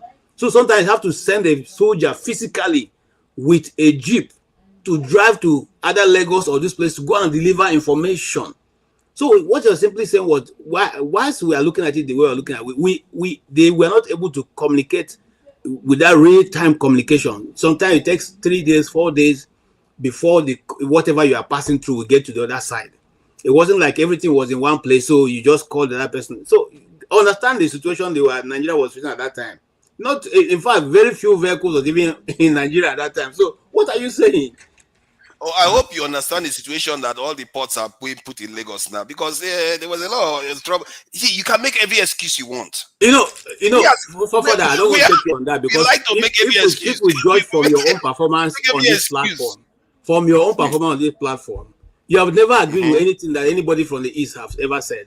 Whether it is saying or not, you have never agreed. So now it's so surprising that you are now arguing from the point you are arguing. Come, wake up now. All right, so this is very important. I like this Adaka Boro story, because it makes us to consider things from a different angle. Okay, I'm trying to understand what he did, and understand it in the context of what we are still doing today. Okay, for example, I'm. Oh, Dr. Lamiji, but we are going too far from where. I'll come to you next. Example, I want to think about January 15th, what happened in the country, and then on the 23rd. Why somebody will decide, okay, I have 150 something people I trained at the backyard. This is the best time for me to declare Republic of the Niger Delta. I'm not saying he has no good reason to do that. I'm not questioning that. I'm thinking, because hold on, at the same time, that's the issue I have with the people that decided that in whatever year that we want to start a movement for the emancipation of Biafra.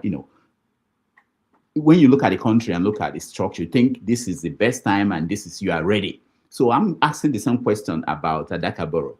What made him think he was ready with the number of people he had to declare a republic, and that's it's going to go well? Anyway, we'll get to that. Ovia, say what you want to say. I'll come to you, Tony. I will stand on the protocol you established. Now, history will they teach here. The last they teach, don't teach me nonsense. Our people say, if we don't know where they go, you know where they come from. I'll push it back to you again. We were never allowed to form our own government up to today. The last time any people within the region have self-governance was 1897. That was when the exhibition of the British people invaded Benin. And the whole country was amalgamated in 1914. Ever since then, there's always external factor that dictates what goes on. And you put it well within your own conviction that they had to go to London to go negotiate. What kind of freedom be that? In the 60s, me and my neighbor, would they fight? And if I would take over myself, I had to go to London. We are teaching history here. And you said it's a sequence. Let's follow events. Since 1914, no portion of Nigeria was allowed 100% to form their own government, and that's where we are here today. And to say that we don't understand what Adaka Boro was fighting for, it's also either disingenuous or academic laziness. That man was fighting for what? Operation. The fact that the people who are in charge of governance of their place were mismanaging resources, whether you want to accuse them directly or it was the system, or it's obvious. Just like you say, we don't know what will happen today. So we should stop saying that we are allowed to form our government. Just like when all these are foolish politicians, they run up and down, they go London, they go British. It is not out of their will. That's what they call gun diplomacy. If I put gun for table, I'm going to negotiate. What leverage do you have? If you and I will do negotiation, and say, may you come in house, what leverage do you have? If they call the Igbo politician and say, we could go negotiate on a separation, but we will go do one for Sokoto, what leverage do they have? Ovie. Yes. The conventional wisdom across Africa today is that it's no longer sustainable for us to say we were not allowed to do this. We're not allowed to do this. We're talking about history. Let me finish. It's no longer conventional. It's no longer acceptable that we should just keep saying we were not allowed to do this and allowed to do that. We are old enough to decide for ourselves. Look at United States, what they are talking about Europe, telling them, this is our strategy. We want you to stop immigration. Everybody is under pressure from its bigger power. If you say you are not allowed to do this, you're not allowed to do this, and you keep making excuses, you should be able to do something. So yeah. So the point I'm making is that we have made decisions, and we continue to make decisions. If we don't have people who are patriotic, who can make decisions that will be in our own favor, it's our fault. The standard factor will always be there. No, there's no day that America will raise their hands and ignore you, or Britain will ignore you, Europe will ignore you. They won't. They have interest. It's for you to find a way to survive. Other countries have survived. India is doing well today. India was oppressed too, just like you. They are not sitting back and complaining. Okay, hold on, Chin. Yeah, sorry, I beg. Wait. No, I beg. See, I'll come back to you. See, that's why we are getting ourselves wrong. No, everything that you are saying, I'll come to you. Hold on, Chim, go ahead. Okay, thank you very much. Apologies. As like I said, I'm at work, so I intermittently I watch. Then when I have opportunity, I come out to make a comment. And good luck to you, Rudolph. It's an interesting conversation, but it is one that if we're going to have, people must really be mature. It's all this emotive thing is not going to help, and I'm seeing a lot of emotion, which is where I just jump back. First of all, to forefathers. Forefathers, you're giving us wrong information. You're giving us information you have no statistics to prove. You're just saying that because you're an Ikwere man or Rivers man, emotional man. No, I'm sorry, I'm being honest. Sorry, I have to attack you on that level. Sorry, pardon me, but I have to. The civilian regional governments were not perfect. But when it came to situating things where they ought to be, you cannot fall that. Do you know who developed Transamadi and made Transamadi Industrial Estate what it was? It is the same Igbo man called Okpara that determined that this is where this industrial thing should be. He didn't take it to Enugu. So when you come here, you're telling us some fishery thing was in somewhere and somebody was arguing, that's not correct. Please provide me with that fact. Otherwise, you're banding conspiracy to defend your point. Like I would be first to admit to you, because I have read all sorts of books. I have read in the Chamadi's books and a lot of other people. And when you read, you start beginning to see a common pattern and understand where the truth is. A lot of, when you start saying, oh, Southeast, listen, do you know why there was a group in the Middle Belt, I'm trying to remember the name, that was quashed, who went against Sir Ahmadu Bello's government in the North? Did you know that? Somebody, Taka and co. People who resisted. So we always come here now, we're trying to make it look like it was only in one east. No. In every region that had a dominant language group, the smaller groups felt oppressed. Fact. It's not something I'm going to come here and deny. However, during those regions, you will find out that those regions were fair in terms of, if we discover that where we need to site this thing is in this place because of where it's the resources, they will go and put it up there. Did their leaders make mistakes? They did. But it became more blatant when we became a unified political system, unitary political system under the military government. That is when they no longer were considering the appropriateness of where something should go. Which is why the other day, when we were discussing why Ajaokuta is not making progress, we could tell clearly that the history is there, evidences are there, that where they wanted to site that plant was somewhere in Anambra State. But because the Igbo man lost the Civil War, the guy who was running the government there said, these things, we cannot reward people who fought us. Take this thing to somewhere in Ajaokuta, which is in present-day Kogi State. So what I just want to call out, please, let's try and be mature in having this conversation, because if you just want to say, oh, let me castigate this group because I don't like them, or, no, then we're just running around, and then you become guilty of the same thing that you're saying you want us to grow up against. And I'm seeing that in what you're saying to them. I'm sorry. And I'm sure a lot of people who are listening to you will be seeing it. Each of these minority groups had grievances.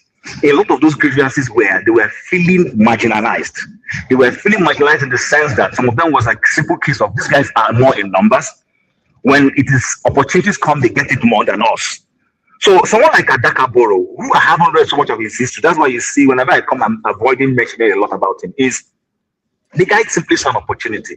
There is chaos now. If this group can go and do a coup and cut off, I might as well throw in my towel in the chaos and extricate my people out of this situation. Unfortunately, he misread the situation. He didn't have the numbers, and then it didn't turn out well. But why are we having this constant hues and cries. Yes, because in every society, even in the UK where you live, the Scots have their problem with the English. The Wales have their problem with the English. But they always find a way, like KJ said, to say, you know what, these things will never go away. If tomorrow we break into Biafra, I can bet you the Anambra man will have a problem with the Abia man. I can bet you that even at your South you're calling is the man from Cross River. Does he have any commonality with the man from Ikwere? But all of you are calling yourself South. Or the one from, even in Delta State, does the Anyocha man have anything in common with the man from Urobo? These things we keep bringing them further closer. The only solution, if you ask me, is when we have leaders who will say, listen, this is not going to go away. But what we can do, like KJ said, is put in systems that show some level of equity. There have been Scotsmen who have become Prime Minister of England, and nobody stopped them from becoming Prime Minister. They did. Go look their history. So that's just the point I wanted to contribute. I think there's so much from forefathers that is making it. You're just over. You're not. The information you're giving us is not embedded in fact. You're just making some emotive. And I just felt I needed to call that out. Sorry. All right, thank you. Let me address him because I need to address him directly because he called me out, and I think he's going to regret it because everything I stated was factually based. While you brought an anecdotal statement to say, oh, because a Southeasterner built Transamadi, so what? Is Transamadi the dockyard that they put in Aba? Is Transamadi the workers that are not being represented in the South? Is Transamadi the Bayelsa state that had only 2 petrol stations? What are you talking about? The idea, you see, this is our problem. He pretends as if he say, oh, yeah, there are a little bit of marginalization. Everybody feels it everywhere in the country. But it is factual. They are feeling it and they complain about it. And you are pretending, you are trying to minimize it. You see, this is what abusers do. You're clearly not listening. Hold on, let me finish. Let me finish what I'm saying. Finished, but you're clearly not listening. I listen to you. I listen to you because when you say what I'm saying is not factual, I find it very offensive because everything I say is based on fact. Because you don't like the facts. That is why you say, oh, you're just saying stuff. But you didn't address the critical points that I made. And that is how you know when somebody's being disingenuous. He didn't say, oh, after all, Isaac Adaka Boro wasn't convicted to death. After all, Nzogu too was convicted to death. Oh, no, he didn't say, oh, it wasn't a Southeasterner that put these people down. It wasn't a Southeasterner that convicted Isaac Adaka Boro to death. It wasn't it wasn't in Southeast that they put all this infrastructure that should be in the South. No, you didn't address those points. You just said I wasn't being factual. That is what makes you disingenuous. And this is the problem with our people. They don't address facts. Hold on. You will finish your. Hold on. Let me finish my point. I'll let you talk. This is kind of stuff that really drives me mad. Literally, you are abusing the fact and saying the person is not speaking factual. That is abusive of the statement itself. Because you didn't confront the point. You completely ignored it. If you want to address facts, you say what you said here is not factual because this is wrong. It's tied to what you just said. That is how you address it. Not just come out and say, oh, you are being emotional, you are not speaking factual. Then you make other points that has nothing to do with the points that I made. Go ahead. All right, thank you. Okay, so Rudolph, sorry, thank you. And I'll just leave after this. When I came here the first time, I said that Michael Okpara, an Igbo man, Tribune of the Southeast, when people from the Ogoja area, I'm not making this up, fact happened, we're starting to vote a party that was aligned to the Southwest in his enclave called Southeast. As a punishment, he went, used Caterpillar, what we call Caterpillar, and removed tarred roads in that area. It's something that happened. I said it here. I'm Igbo. I said here, in case you were not listening, that when Azikiwe lost out in the power play in the Southwest, his mistake was to fall back to the Southeast and dislodge somebody who was not a Southeasterner, who was cruising to become the premier of the Southeast. I said it here. So I will attack you again. I'm sorry to say. You come to make emotive this thing. You didn't give any fact. You just like, oh, Adaka Boro did this. That's what you said. I see he's doing it again. Because you are. I said. No, because you are wrong. That's what I'm addressing. No, You haven't given us facts. When I spoke, I gave you evidence, verifiable evidence. And I told you this is why the minority groups in any of these agree groups. with your verifiable evidence. I didn't Hold agree on with you. now. But Hold on wrong, now. Oh, because at that point it sounded interesting to your ears. But now that I have come and I'm punching holes in what you are saying, you are becoming emotional. Thank you very much for my decision. But like I said, this conversation requires maturity, and a couple of people here are not very mature enough to have that conversation. Have a wonderful. But you're not addressing facts. You see, we are so disingenuous. This is what drives me mad about Nigerians. He doesn't address the facts, but he says I'm being disingenuous. He's the one that's actually being that way. I'm not arguing with his own point. Did you see me say, oh, the guy didn't build Trans-Almadi? No, I didn't argue that. I didn't come and say you are wrong for saying that. Why should you say I am factual? I'm not speaking facts when you are not addressing the points that I made. That is not logical and it is senseless. And this is what we do in this country. We lie to ourselves. This is why I say we are very disingenuous people. He didn't address any of the facts that are actually stated. All right. Thank you, forefathers. We'll get to your facts. Ovie, go ahead. History has little to do with maturity. It has everything to do with interest and dedication. Dr. Dameji, at what point are we here to teach history? And at what point does that teaching begin to be construed as making excuses? Because one of our major problems in the country is that we were stripped of our history. And the fact that we are talking about it and you saying it's an excuse, it behooves me. The fact that somebody even have to tell you that we should agree that we should project like this tells everything that you will need to do as men. Our people tell us that the difference between a madman and a genius is success. The reason why we say we don't know what Adaka Boro fight for or what led to what he's doing, it is because at that time people are seeing him as a stupid man, as a nuisance. But 60 years later, we are celebrating him. So the fact that we are saying I'm putting out clearly that we are not a free people, and I subject that me, you, and your guest on Sunday, Dr. Emmanuel, agree on that we are never a free people. So at what point is that an excuse that I am making? At what point a grown man leaving their own enclave, going to another foreign land to go and dialogue on how their own country should rule is an excuse? But if you are saying that, if you are pointing out the foolishness, the incompetence, and our compromise from the days of those that negotiated our foundation to today, yes, I will agree with you because we are all cowards, we all compromise. That's why we agree that we should not fight for freedom when other people are still agitating. What do we think that the Biafrans are fighting for? It is freedom. It is because they see the external hand that is controlling the puppet that they put on their seat. When my father was alluding that yes, it is the military Ojukwu that killed Adaka Boro. He is not saying that yes, that is necessarily what killed him, but it's because Adaka Boro see not just the direct hand of people who are ruling them, but the external hand too. So he has to fight. That is the only way. That's what men do. So I'm not going to wait for another country to come and tell me to accept what I am not free with. No, if I am not free, it doesn't matter what kind of government it is, just I will fight. Man only die once. So the idea that talking about what happened to us is an excuse, I'm disappointed. Thank you. All right, Tony, let's advance the conversation. No, doctor, please. You know, I think we need to make certain clarifications here. Because the reason why Kim intervened, and I see the point that he's making, Forefathers has jumbled a few parts and he has turned, history upside down in some of the things that he said.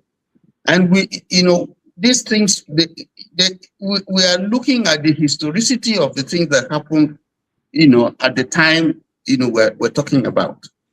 First of all, you have to correct him that, in the sequence of events, which he plays very wrong, by saying that it was because Nzogu was not tried and arrested and put in prison and then that was why Adaka Boro, had to strike.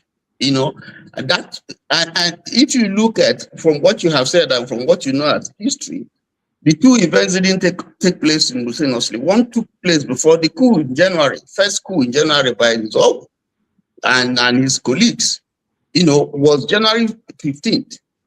Adaka Boro, having created that tension and a state of confusion in the nation, because when the coup took place, a lot of things happened. And so there was a lot of confusion. Initially, there was some quiet, but following the events that followed, people started feeling, some sections of the country started feeling that, this is targeted against us. And so there was a lot of confusion and bad blood. Given that situation, and because there were sectional disaffections, there were minority groups that also had their issues against the state. And then following that crisis of Western Nigeria and so on, and the tea crisis and all that, all those things combined, sections of the minorities who felt that they were not being treated well in the nation, some of them took the opportunity. And that was what Adaka Boro did, when he and his, volunteer force, Niger Delta Volunteer Force in February 23rd, struck. So it wasn't because, the placement by forefathers, of the events and the sequence, is wrong. That is one. And two, if you look at Nzogwu and look at Adaka Boro, there are parallels that you can identify in the two of them. First of all, these were young people about the same age, who were radicals. Nzogwu was very, very radical. If you look at the reports by his superiors, the British superiors about Nzogwu, you find that they had written that, they should keep an eye on Nzogwu because it was too radical to be in the military. The report is there if you go and read the intelligence report on Nzogwu. Now, meanwhile, Adaka Boro was a union leader, he was radical, and he also was disgruntled at the state of the nation. So there are parallels that you can draw, and neither Nzogwu wanted a dismemberment of Nigeria. He didn't want it. Adaka Boro himself didn't want it. But he didn't feel happy with what was happening in the state, and he thought that, well, since if we're going to tear the nation apart, let us all go apart. That's the history. And then in terms of who killed him or who didn't kill him, Obasanjo wrote in his book that it was some Biafran rebels were escaping. This was close to Okrika, 3rd Marine Commando, and they were trying to come in through Okrika, to decimate, Biafra from that region. Because obviously Biafra was weak from that region. They didn't have ships, they didn't have boats, they didn't have, so they were not, that area was very, very vulnerable. And so they're coming through that area. Adaka was fighting, also from that area under the command of Black Scorpion, Adekunle. Okay?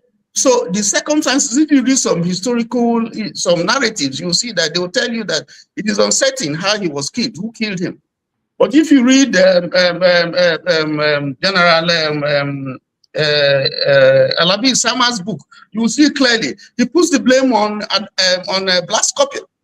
It was just an ambush because Black Scorpion never went on well with Adaka Boro. And so, but it's neither here nor there. But the bottom of it all, to say the way forefathers is pushing these things, basically saying that this, if you read him in between, I hope I'm right. He's just saying that, the leadership at that time, in that confused state, when Aguiyi just took, over, he didn't quite take control because it was a situation that was not anticipated, and so the country was in crisis. And then he was trying to find a path through which he can calm nerves, and then proceed. So in that calculation, if you are reading ethnic motives to it, then just the same way they are reading ethnic motives to the failure of the coup or the partial success of the coup, you have to look at the circumstances at the time. This was people who just came in, the situation threw up people who were not prepared for what became after the politicians, had been taken out of office. So I think in trying to read this situation at this time, I think it's proper for us to look at the people the situation at the time and the circumstances in which they did whatever they did. So I don't think that you'll be reading ethnic motives to the development that took place at that time, because that's what obviously you are doing. Everybody was disgruntled. Everybody was unhappy. Things were not going well. And so what happened. Unfortunately, the reading, is different depending on, your perspective and from where you're looking at the situation. I think that's the situation now. But thank God for some of the books that are coming up now and giving us maybe a clearer picture of the events and the things that happen and why, what, and the consequences. Let me just stop there. I don't know if I'm making sense. You are. Thank you. I think what he basically said was there's no tribalism in Nigeria. Well, basically, that's what he's saying. The events that occurred had nothing to do with tribalism. That is true. You believe that? No, I don't think so. I think that the way there's a challenge we have, which is for this generation. We just cannot imagine Nigeria of the 1960s. It's something beyond what we can really appreciate. Let me give you an example. At that period, we tend to, I think KJ pointed out the number of vehicles in Nigeria and how crude some of the thinking of the people that period, and how there were so little number of people who were educated enough to even to be able to make decisions for the country. But the biggest thing is that the majority of the people, I don't want to reveal some things that are going to come out in a book that we're still working on, that from Asiodo. But the majority of people then had, their foundation is the Zix movement, which is totally different from what we have today in the country. They believed that Nigeria had a role to play, big role to play in Africa, and that Nigeria should be that big country. There was no reason, they were not thinking at that point, at the beginning, that we should break down into small territories. So that was the reason why Ojukwu was totally against the coup by these people, by Nzogwu and the Ifajuna and other people. He was against them, and he stopped them. Ironsi, on his own, was not thinking about being an administrator of a country. That was totally out of his league or anything, preparation. Nobody trained him for that. But he came to him, and all of them believed that the goal is, how do we keep this country together? So I'm narrowing down to Adaka Boro and what happened to him. Okay, I think we've agreed the minorities were not happy in the original structure of the country. The coup happened. I don't want us to get into the coup because there will be so many diverse arguments about why it happened. But we know that part of the reason is that if the Western region were to be at peace, probably there wouldn't have been that coup. Okay, I think that's what historians agree, that people were angry about corruption and everything else, that Nzogwu, the statement he made and everything. But if the Western region was at peace, there wouldn't have been that coup. So we can agree on that.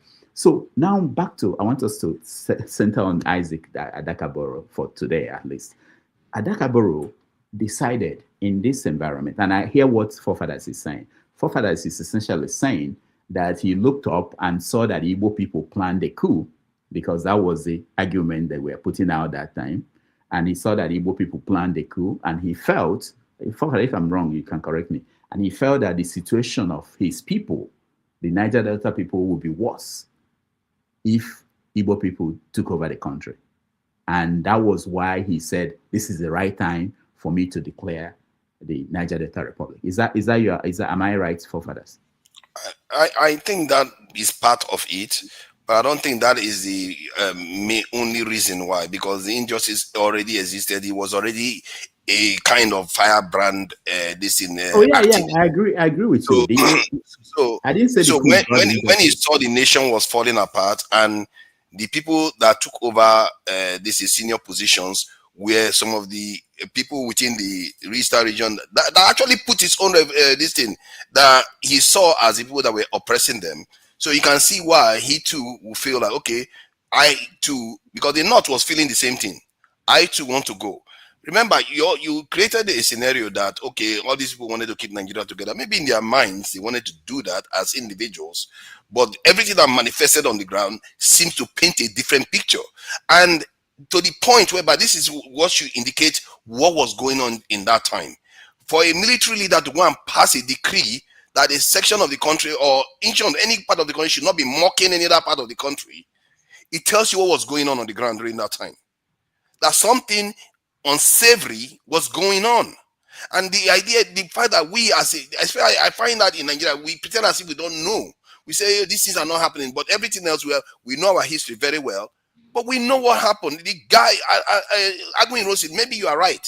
Maybe he wanted to do the right thing. Because for him to go and pass such a decree, he was trying to control his people, saying, why are you behaving like this? Why are you trying to be maligning other fellow Nigerians? You should stop it.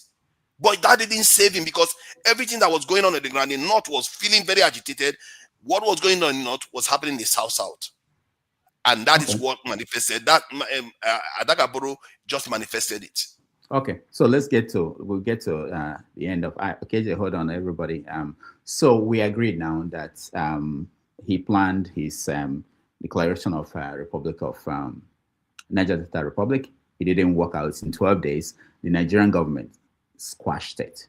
Now, I'm just trying to put myself in that situation to wonder what happened that period and how it happened with his army. When you have to remember, when Ojukwu declared the Republic of Biafra, people may not know this.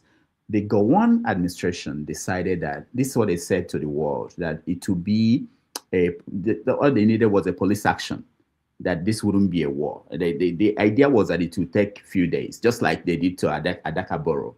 In a few days, they will finish they will bring them back into Nigeria. That was, and they were thinking, and they had reasons to believe that, because they were in the military. They know that people, for you to challenge a government in power, you don't have the military, you don't have the ammunition, you don't have, the trained manpower. So they thought the same way they treated Adaka Boro was the same way they were going to treat the Biafran Republic. And it didn't matter who was. I'm not sure that is true, because the Eastern region was a major block of Nigeria. I'm not sure they thought that they didn't have weapons. They actually used the word police action, that they were not fighting a war. Yes, Gowon did. Yes. Police action. That was what he said. And there was no reason not to believe that. It's not about, they don't have the arms in the East. How many soldiers do they have when they started? They didn't have the soldiers. They have officers, but they didn't have foot soldiers. Nigeria didn't have a lot of soldiers at that point to begin with. But most of the foot soldiers are not from the East. They have officers. So they had reasons to believe. But most wars don't go the way you planned it, but they had reasons to believe that. So they were going to use a police action to deal with the Southeast and bring them back to the Union. The same way they did to Adaka Boro. In the case of the Southeast and the Biafrans, it lasted 3 years. And in the case of Adaka Boro, it was 12 days. Are we in agreement about this? Go ahead, Ovia. No, because I mean, this is it's like using one state. When one state come out, you want to fight the whole country, and using it to compare 3 states or 5 states that come out. That's what it is. So the Niger Delta, I've noticed that Isaac Adaka Boro, used to wage war against Nigeria. I mean, they can't even defeat the Eastern region, not to talk of Nigeria. That's why it lasted like that. I understand that Gowon underestimated the Southeast, but me, I am not surprised. In fact, if not to the fact that the external help that the Nigerian state got, I think I would say maybe the other state will win. And it happened. It's like that because it's just like what happened in the United States during the Civil War. The first time we have two military that graduated from the same college actually going head to head. So in that, what I'm trying to say that the Biafran dominated the Nigerian military before the even period to the Civil War. So in a way, it maybe in intelligence wise, technical sound, and whatever you want to think of, they are better than the Nigerian side. The only thing the Nigerian side have more than is numbers. They have more population, which go back to support what Nigeria always argue for. That if you have better military, right, we always triumph with numbers. So the Biafrans were more trained, we have more experience, they have more, everything was more towards them. They have more upper hand than the rest of. That's why, and again, that's I always pointed out that at the key of the agitation of the Fulanis those days is that the Igbos are dominating everything. Ironically, it's the other way around now. So I think that has to actually have to be stated to see one of the reasons why they were able to actually hold the Nigerian side up to that. Yes, the Gowon, maybe if Namit I would say the same thing, because they know when push comes to shove, the external help will always come because they have upper hand in terms of what to bargain with. They are bargaining with the oil that they just discovered, who is going to be more in charge and all that kind of. So they know they will eventually get help. Either then, if they know feedback by themselves. So I kind of understand why go that way. And again, I give it to the Biafrans, and I understand why they were able to last that long. And for me, they would have been able to come on top of the saga. But to compare it with what Isaac did with his Niger Delta 12 days war, I mean that's not fair. Yes, I'm like, even at that time, if it's making it just the eastern region alone, the region led by Ojukwu, there's no way it can even be those ones. Not to talk of now the journey to Nigeria. So, and I think it informs. If you read some of his biography, it informs why he also had to pinch tent with the Nigerian state, because he knows last these people will win. Nigerian state will always win. They may be better off if they join that. So a lot of our things also play out. And again, I think one of the reasons I kind of don't take these our military generals, those that survived, those people that wrote book. One thing I don't actually take them serious in terms of what they produce is that, and I have truth, then they talk. Dr. Damage himself just make it clear to us. These guys were young. They are in their late 20s, early 30s. America is already on ground. British is already on ground with their heavy investments. The fact that they are not even imputing any sentence of their influence in what is going on locally is not helping our conversation. It's not helping the Nigerian story. It's not helping our history, because there is no way, right? None of them even pointed out in this book. I could be wrong. The amount of weapon that was coming from Britain, the role the America play in terms of just watching and helping with intelligence, the role that the French people play, the role that the Russians play. All of these people, they actually go in details in their book, right? So the coup and counter coup, for me, there's outside intelligence to it, because just as Dr. Damage said, what is they call Angwin and the product of Britain. All of them were all trained either in America or Britain or India. So, and again, they all met in Congo. Again, was a pivotal role. None of them, they actually go into detail the role that they use them to play in Congo, who come in contact with them, the role that what happened in the Ghana period to the Abure, not before Abure, because if you look at the way the government changed in Ghana when they outstarted the Nkrumah, everything there's not the same thing, everything linked together. So the fact that none of this book is even saying anything about that at all, just make me to say, okay, they are not ready to tell us, they are not even ready to help us. All right, thank you. Okay. So let me just KJ, hold on. Let me just answer this guy. Just say 4G.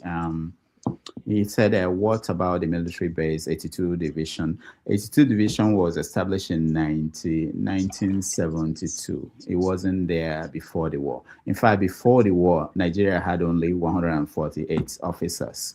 The complaint then was that out of that number, about, I think, 58 were Igbo people. The total number of military we had then was about 150,000, around that figure, plus or minus. Yes, that's what I wanted to comment on. Okay, we didn't have, the Biafra didn't have more soldiers, more military officers than the Nigerian army. The Nigerian army had much more, and in fact, the ones recruited, people who were recruited to execute the war, were about 3,000 initially. Okay, and those 3,000 are with people who are not trained. They're not that they were soldiers before. Okay, so my uncles who fought the war, and I'll just say that and go back to what I want to say. They were trained with sticks. They were trained with sticks. They were carrying sticks, and I've forgotten, they used to sing the song. And they all march out to say, if there were 100 in that troop, they will tell the rest people, once they have been told what formation they're going to take, those ones in front will tell you that the only this you are going to get for their death is that you make sure you collect one gun from those who are going to kill them. So they line up and they go after these people without any gun. So the first says that die, the other people will battle it out with hand. Anyway, that's a different story for another day. All I was trying to say is this. I think when we tell this story, sometimes let's at least try to be, like Chim said, let's not be too, don't try to color it. Because when you color it, doesn't look good, it doesn't sound well. It doesn't, and like Rudolph said, if not because of external help that came, which Nigeria, and that's where I'm going to, which Nigeria will not accept. Because up to today, Nigeria has never accepted there was an external help that came in and helped them to sustain the war and even win the war. That's why they will not allow history to be taught. That's why they will not allow, and then as long as we don't allow the proper history to be taught, I'm not saying he who is a villain should not be painted as a villain. I'm not saying he who is a saint should not be painted as a saint. Tell the story the way it is, just like the way Americans tell their story. They don't say, okay, because we are white people, our forefather didn't do evil. They teach it the way it is. Except somebody wanted to change it, but they teach it the way it is. So that everybody will know what it is, and then you know how to prevent it. As long as we have refused to prevent these things, teach it so that we can prevent it, it will keep occurring and reoccurring. We have learned nothing. And like forefather rightly said, the whatever brought about the war, or even before the war, has not changed. And our inability to refuse to discuss these things, I see, is even one of the basics that I feel pain that we're never going to be a nation. Because if up to this moment, minorities are still saying they are marginalized, majority, certain people who are in government are still saying they are marginalized, who are not in government. Just today, as we are, I don't know how many of you got the news, but Tinubu had removed the former IG. They have been removed, and he went down 3 steps to pick somebody who is junior to all the people. The whole Nigeria, I don't know who in Nigeria who does not think that Frank Oba will be an IG before leaving the force, which we are hoping that when he comes, he will bring some sanity. But today he is being retired, because I don't see him going to say he will now pay compliment to somebody who is far his junior. So this is what we're looking at. This is what we're talking about. We're still seeing the same thing play out right before our face, in this modern time. This time is not oil any longer. It's position of authority that can influence things. It's not even given amicably, yes, equally. It's not divided equally a lot, across board. How then can we now go into things like economy and, making sure that anybody who's supposed to get something or any region supposed to get something will get it? That's the truth. Thank you. All right. Tony. Yeah, Doctor, I think they just touched on what I wanted to say. If you look at Nigeria, the girls are perhaps the 3rd largest ethnic group in Nigeria. You said the 3rd? Yes, you have the 3rd. Sorry, is it? You have no, about the 4th. Okay. Yeah, about the 4th, not 3rd. Where do you put us also? And if you look at, I think for me, what Adaka Boro reminds us, that is for me, is that the plight of that ethnic group, the Zon, for instance, has not been addressed. The same way with, because they are not minorities actually, but to be blessed with the kind of resources that they have. And yet, if you look at a place like Bayelsa, it remains one of the poorest states in terms of development in Nigeria. So you can't have that kind of endowment and that kind of resources that the nation is milking and taking from you, and yet basically those areas, remain, very, very, very backward in terms of feeling the impact of governance. So I think the critical message that Adaka Boro's, life and his, what he did to remind us is that the country still has a long way to go. And that if we haven't done a lesson all this while, all these years, from the need to begin to address those grievances, then the problem that Nigeria has will continue to escalate. I think that's one message that is critical that we can learn from Adaka Boro. And then the other thing that we also, I think, is important, that we learn is that if Nigeria, want to move forward, it also needs to look back at the youth. Because if you look at, we just said here that at the time Nigeria was progressing, or if you look at the history of Nigeria, the best time that Nigeria has, whether foreign policy, whether development strides and so on, were those periods when you had young people who took over the saddle of Nigeria and they tried to move Nigeria forward. The present generation that we have of the kind of gerontocracy of people who are tired, who intellectually, are not Y2K compliant, who are more of analog than digital. So long as Nigeria continues to, push forward those people, we need their experience quite all right.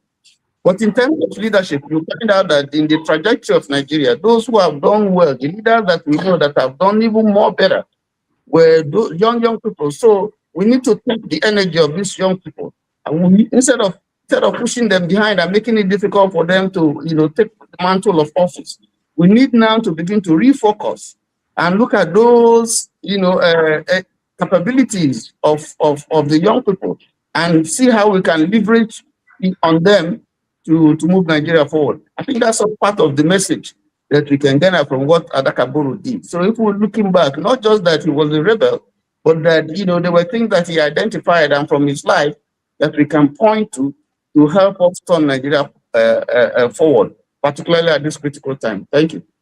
All right, thank you, Tony. I like where you moved it. Hold on here, because I want us. We are rounding up. We have almost 3 hours is about to pass. So Tony, pay attention, and KJ, and everybody. So there are people who are saying that after Adaka Boro, we had a series of military rules, and we had people like Ken Saro-Wiwa come up to say the same thing, and that we're not being treated well. We want resource control. And then we had changes in the structure of how things are shared in Nigeria. And at this point, Delta State is receiving more money than any other state in Nigeria from the crude oil producing states. Bayelsa, that forefathers mentioned, is on second on the list, and Akwa Ibom and then Rivers. So they're getting billions. So people will say to you today, to anybody today, where is the money? Why is it that Bayelsa is not developed more than, let's say, Imo State? No, Imo is on the oil producing, more than Enugu State. Why has that not happened? Can I just try and answer that? Okay. The cost of constructing the road in Bayelsa is more expensive than anywhere in the country because of the topography. So if you are going to do a road, for instance, let's say 300-kilometer road in a place like the north or in Lagos, if it's going to cost let's say 1 billion to do in those places, when you come to Bayelsa, the extent of work that you're going to do from piling from the preliminary stages to a point where you can solidify the road in such a way that it can last and take traffic, you're going to pay maybe 3 or 4 times more. Now, I think that in our vision, in our plan, a development plan. I think it's important that, we look at the various topography that we have, even in terms of development, that you cannot, for instance, allocate the same kind of resources that you allocate for Lagos or most of those areas where you have the land is solid and you don't have the kind of geography that in Biafra and some other areas, rivers, places in rivers. So I think that should be taken into consideration. One especially since they are the ones that are actually generating the revenue that has kept this country going for a long time. And my answer is that it's not too much if you invest in those areas, because that's where you get your, that's the cash cow. So if you invest more in those areas, you're not doing anything wrong. Those areas where, we're getting, but you find out that those areas today are the areas that are even denied, those things. Am I saying that governors have done well? No, and that's not what I'm saying. But I'm saying that if you're looking at, that's supposed to be disadvantaged states in the sense that topography and geography present them in a way that you need to do more for them than some other areas. I don't know if that explanation makes sense. Yes, let me also add it. No, hold on. Yeah, KJ, hold on. Okay, let's get to. I'll come back to you. Ovie, I want to hear forefathers. I'll come back to you, KJ. Ovie, go ahead. Yeah. So will this be my conclusion, and they will come back again? So that's no, we'll come back again. We're not concluding. Okay. I thought you had something you wanted to say. No, yeah, I have something to say about. I don't know. KJ one flex saying uncle now. He fight for civil war. My uncle be that. Two of my brothers, my brother, don't be say uncle, fight for civil war. One joined the Nigerian military the same day with Isabame, the same unit, the same moves and everything. And most importantly, the also was also at that time had to provide refuge for the Igbos where they are around us when the Nigerian military to come. Kind of conversation not entirely. So when I said the Biafrans had more intelligent and hierarchy officers among them, I'm talking in terms of ratio. Right? If you're taking the numbers into consideration, in terms of the numbers with the Biafra and compensate that the numbers of the Nigerians, then you understand that even if Nigeria has 5 generals, Biafra have 3, you still be considered that the general have more higher officer intelligence than them. So that's where I'm coming from. Everything will be black and white. All right, thank you. Forefathers, so the question is, considering where we are today, what we've gone through, restructuring of Nigeria, control of resources, oil producing states and everything, what's the reason why Bielsa, all the other states that are receiving a lot of money, Tony has talked about construction of roads, but it's not just roads that are, when we talk about development, there is issue of schools, there are issues with internet services. There are so many things. It's not just roads, hospitals, and other forms of development. What is holding? I think what is holding it back is the same thing that we have been talking about all this while. They started from a very low base because in 1990 something, when they created a state, they had barely had anything on it. And I'm not going to say Bielsa is way behind Asaba in terms of like houses and stuff and how they are constructed and stuff like that. They may not have the same population as Asaba, but the flooding that happens there every year does not help. It decimates a lot of things, and the government doesn't do much to prevent that from happening regularly. And there's also, after the flooding does, then they restart again. And if you look at this, is one of the reasons why I support this Lagos-Calabar highway, because the way Nigeria has been structured is, you can see everything is based on not that issue of ethnicity kind of stuff. Because clearly many West African countries developed their coastal regions quite a lot, but the coastal regions was not developed, and neither was in many of the states in Nigeria, apart from Lagos, were not developed in terms of the coastal regions. Let me finish what I'm saying. So if they are not developed, these are factual stuff. You are distracting me, and it's not nice. These are factual statements that I'm making, and if you we saw what Aisha's speech showed of Benin Republic. Benin Republic, small country here. The reason why the scene looks so different from Nigeria because they developed their coastal regions. That scene that they highlighted on at Benin Republic, it was all coastal. Can you say the same for Lagos? No, because when we come to Nigeria, we just start putting everything in one place, carrying everything, putting in one place, as if there is no other parts of the country where you're going to put stuff so that they will get development in those areas. This is one of the reasons why I support the coastal highway, because I think when you draw a road through that area, then the trade goes through it too. Then the value of this in commercial economic activity will increase there. This is a fundamental fact of economics. We see that in this thing in Abuja every day, where you see an area that has no road, then they build houses there. And when they build houses there, people that build the houses, they're like, oh, why are you in this no man's land? But the moment they put road there, the value of the property just shoots through the roof. This is what happens. And then there's also the issue that Tony highlighted, which I think Tony spoke well. You know, it's funny, he disagreed with me on everything, but his conclusion was similar conclusion that I would have reached. Because I think the way we should be looking at the country is what is best for the country to produce prosperity for everybody, not always limiting our scope to what is good for my people. Because when you do that, it's not only one thing you're going to make judgment on. If everybody starts doing that, they're going to make wrong decisions for the country. Clearly, the results have shown that we are not making good decisions for the country. That's why we are ending up where we are. We have to start making decisions for the entire nation. Sometimes you win, sometimes you lose. It's not every region that's going to get the same thing. That is how it works. But everybody will be richer for it. We have to learn that discipline to allow progress to happen. And instead of us to watch like something that should be in the riverine area, they will move it to inland because of what? What is the explanation for that? It has no reason to happen like that. So we have to stop that kind of attitude, because if we had embraced developing the country according to the way that's meant to be better for the country, we will have River Niger dredged right now. Ships will be going through it throughout Nigeria, and the whole region will be developing a lot faster. The south side will develop, the southeast will develop, and most parts of Nigeria will develop.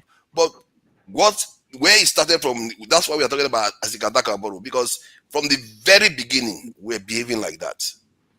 We said that we want to work together, but it didn't show based on the way we behaved on the ground, because people were complaining, and we're saying, and the complaints were not empty, because the same complaints we are hearing other groups complain about the same things now.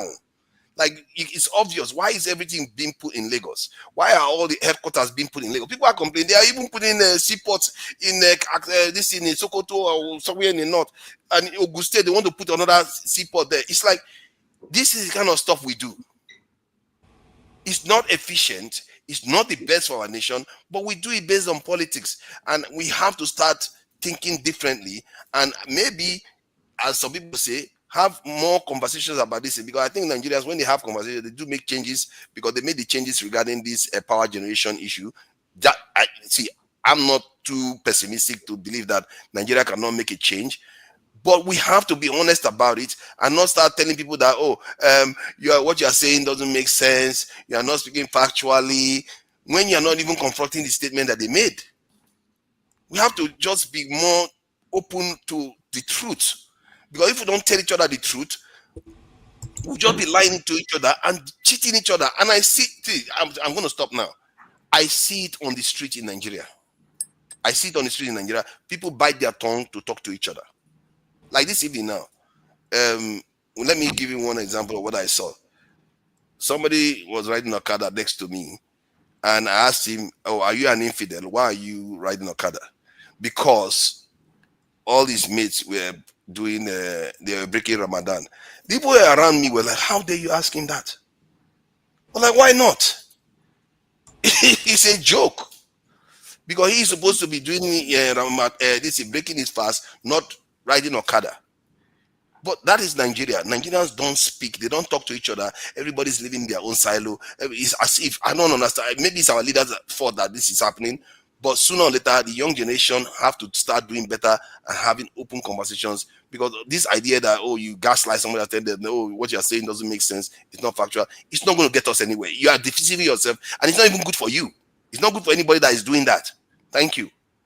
All right. Thank you, forefathers. Hopefully you'll be able to come back from that country. The way you're asking questions. I hope you come back from that. All right, KJ. The guy was confused. I'll come to you. But let me just mention that I was in Makurdi, Benue State, last year. And the last time I was there was 92. Before then, I did not see any sign of development from 92 to what I saw last year. And it made me to ask myself, what other states were created the same time Benue was? And how have they improved? I went to school in Ondo State. Ondo State, Akure was better than Benue.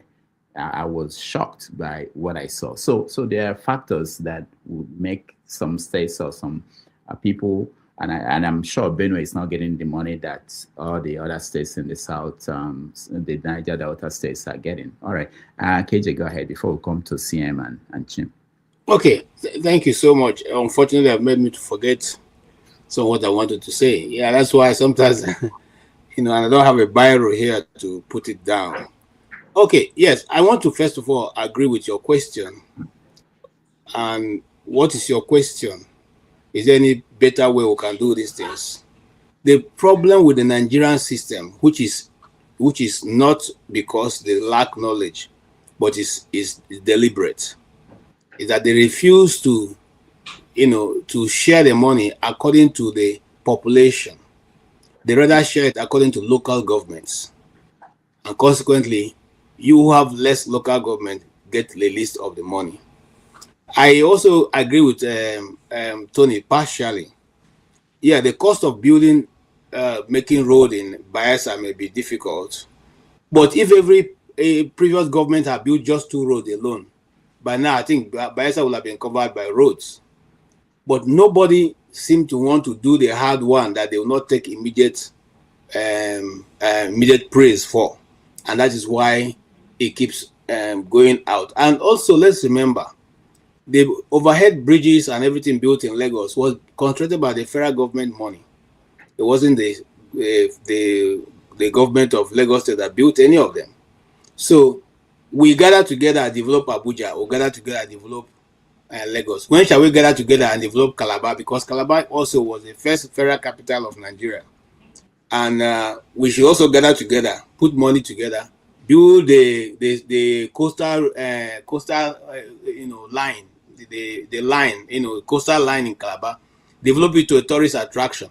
Okay, take the East Coast Road all the way to the west, all through that place. Make sure it's well developed. Make sure that people can go for tourism there, because Calabar itself is one of the most beautiful parts of Nigeria. So what I'm simply saying, is coming back to what you asked, is we refuse to do things the way it should be done. We refuse to accept to number ourselves, to know how many that we are in the country. We refuse to even know how many people are dying in the country.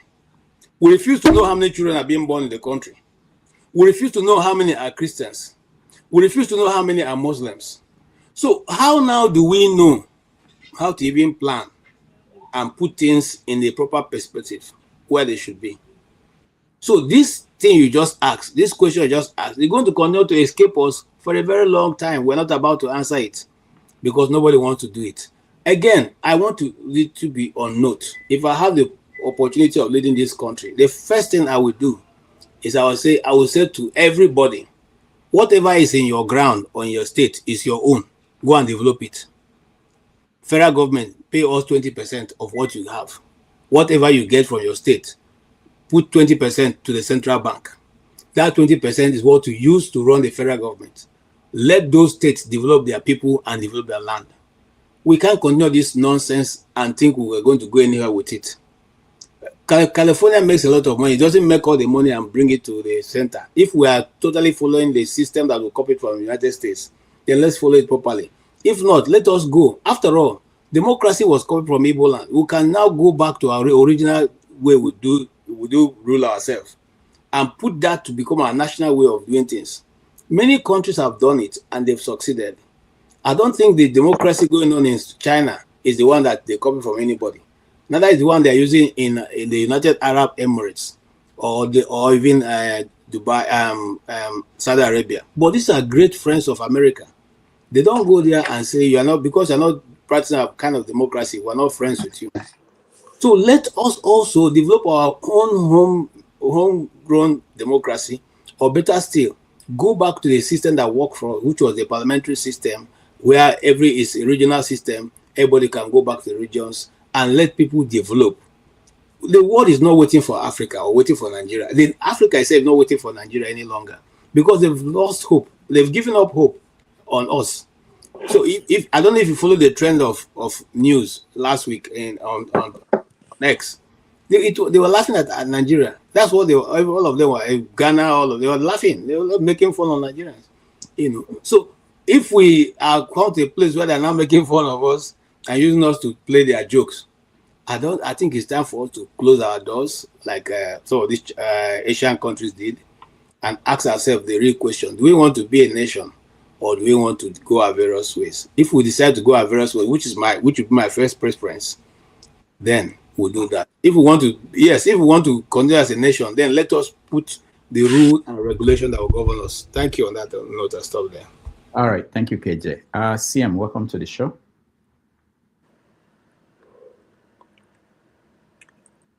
When you call CM, you hope that the internet will connect to us. Yeah, CM, I hope your mic will work today. It will work. Thank you very much, Rudolph. Good evening. Good evening, everybody. Yeah. So we've been talking about Isaac Adaka Boro, his story, his life, lessons that we could learn from his efforts. 60 years after, we tried to connect him to the struggle of Ken Saro-Wiwa, the Biafran struggle, and all the people who are not happy with Nigeria as structured. So you can go into it from any of the angles that you feel like. And we are rounding up because we have to close in another 30 minutes. Okay, yeah. Thank you very much. Actually, the distinction must be made between Ken Saro-Wiwa and the Adaka Boro. Saro-Wiwa was purely, he felt the environmental degradation happening in Ogoni land, and they are not getting anything as a compensation or something for it. So he complained to the authorities. The people, they weren't listening to him. So he took his case before the international community. He went to UN to present the Ogoni Bill of Rights. It was when he came back that Abacha had to start dealing with him. So that is the much I know about it. And I think that is the situation. Isaac Adaka Boro was just a creation of Ahmadu Bello and Tafawa Balewa. You see, during the First Republic, there were 3 regions, East, West, and North. Each particular region has what they call, the numerical have different ethnic groups within the region. I want to avoid this normal bogus terms they use. Some may see it as derogatory, some may see it as insulting. Just every region has so many ethnic groups. Then among all those ethnic groups, numerically, one will be more numerous in terms of population than the other. That is to say, if you come to Western region, you have the Yoruba, you have Ishekiri, you have Urobo, you have a Bini, you have Esan, you have Isoko, you have Ijo, you have Igbo, because Western region started from Asaba down to Fadei of Lagos, Fadei area or Shomolu area of Lagos. That is to say, the people of Asaba were being administered from Ibadan. That was when we had Western region. If you come to the Eastern region, you have the Igbo, you have some Ijos, because you have Ijo, you have Ogoni, you have Ibibio, Efik, Anang, the Ogoja area, I've forgotten what they call them, Jakam and all those ones. So of all these, Igbo is the most, in terms of population, Igbo has the highest population. The same thing Yoruba in the west. And if you go to the north, where you even have more than 100 ethnic groups, the major ethnic group there is the Hausa. But because of Nigerian, the way they do it, they say it's Hausa Fulani. Normally, Hausa is more than the Fulani. So what tends to happen, the type of politics they play then is, in the representative government, you should expect that if you form a parliament in the East has more land area, that is Eastern region, so more representative. If you go to the West, the Yoruba area had more land area and population. Therefore, if you do it proportional representation, the Yoruba will send more Yoruba people to the Ibadan to represent their area more than Isekiri or maybe Isoko. So what tends to happen is that it started from the West. According to this man they call Edwin Clark. Edwin Clark felt that they were not, because West was making progress. Awolowo was sort of a pace setter in many things. Liberty Stadium, the first industrial estate the first housing estate at Bodija, Ibadan, the first dualized road at Queen Elizabeth Road, Ibadan. They said the 25-story building, Cocoa House, it should have been more than that, but this history, they said that he was not allowed to build more than federal government, which has independence building in Lagos, is 25. So it has to stop at 25. So a lot of things, free education, minimum wage. So this, and then first television in Nigeria, they say in Black Africa too.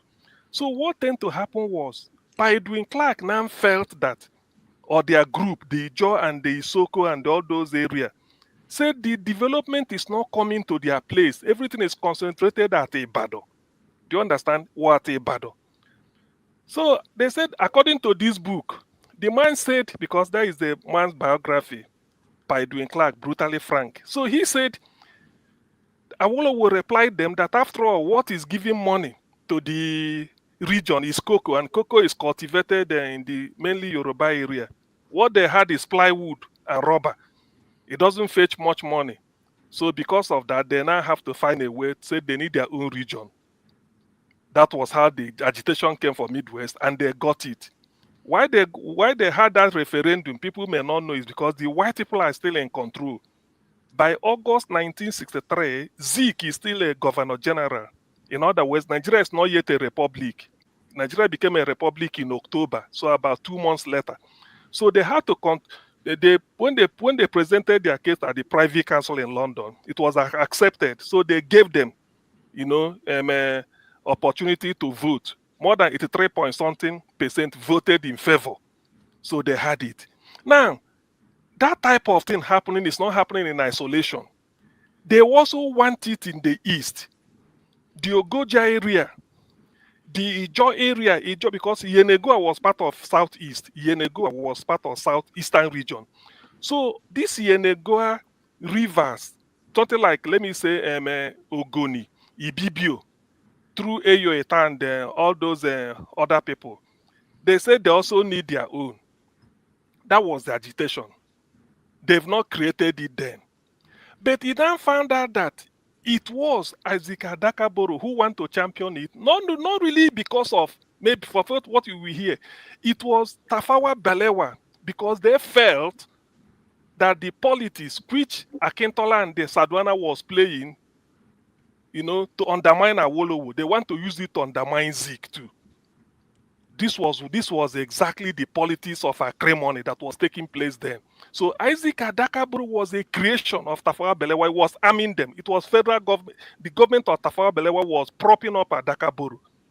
Now, because all these things are not happening in secrecy, the people of Middle Belt, United Middle Belt Congress, UMBC of Joseph Taka, they felt that they are tired of Fulani domination, Fulani Hausa domination.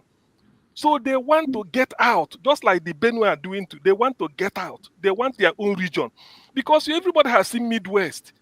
Midwest is on their own.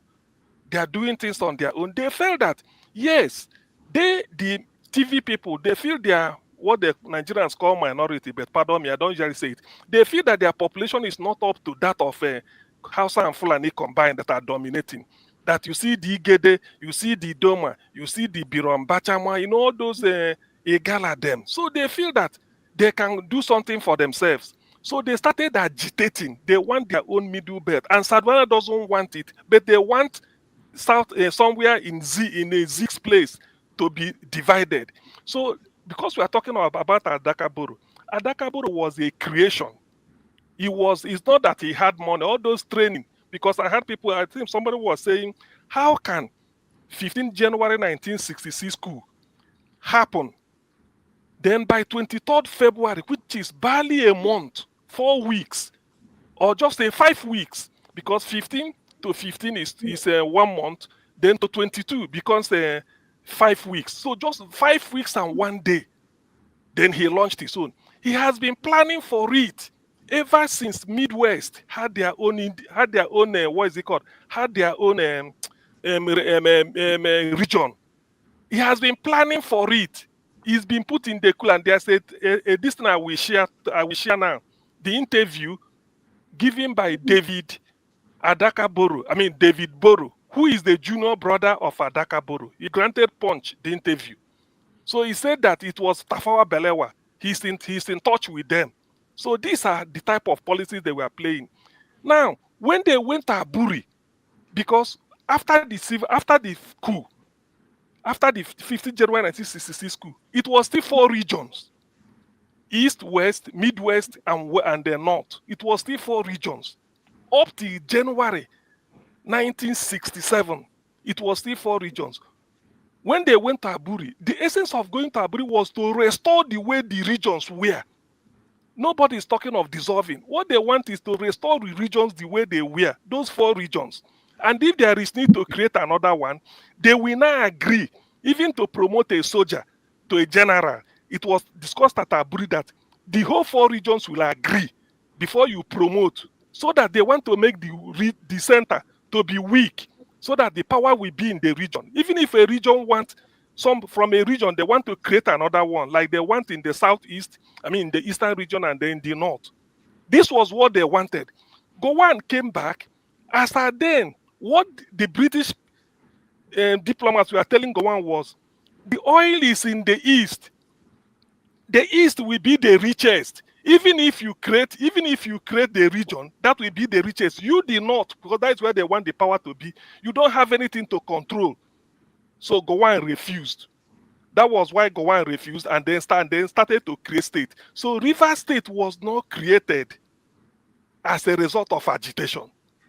Rivers State, Lagos State, Benue Plateau State, Northeastern State, Kano State, Kwara State, Northwestern State, North Central State, Midwestern State, Western State, or East Central State, and Rivers, all of them were created on 27th May 1967, just to make sure that the court of Ojukwu said, let them put Ndi Igbo at the center and then deny them access to the sea.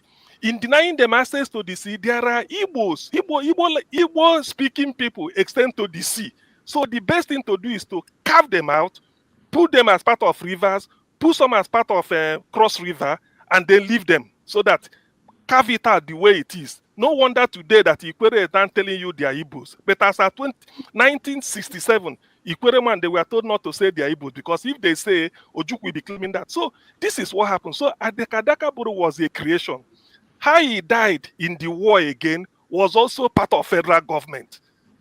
It was also part of federal. It was a conspiracy. They murdered him. Isaac Adaka Boro was a creation of the federal government of Nigeria. He was the people that was arming them. It is not that within that 5 weeks he was able to raise soldiers. He'd been training them before, but waiting for the opportunity.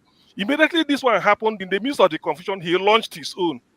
Unlucky for him, it was crushed. He was unlucky. Probably if he had done it earlier, I don't know what would happen.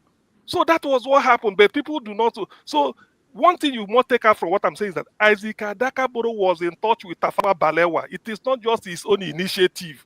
No.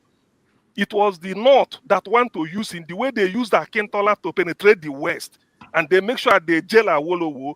And then Who will see Awolowo in prison when he's a champion of the Yorubas? Look at all the things he gave them. They started Operation Wait here. They rigged the election of 1964. Remember, the first election was 59. 5 years later, being a parliamentary system, it should be 64. 1964, as at then, Awolowo was already in prison. Awolowo was imprisoned in 1963. So when they did the election in 1964, it was massive rigging so that Akintola will take charge with Saduana.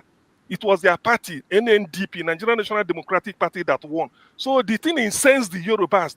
They won't take it. They won't take it. They started Operation Wait here.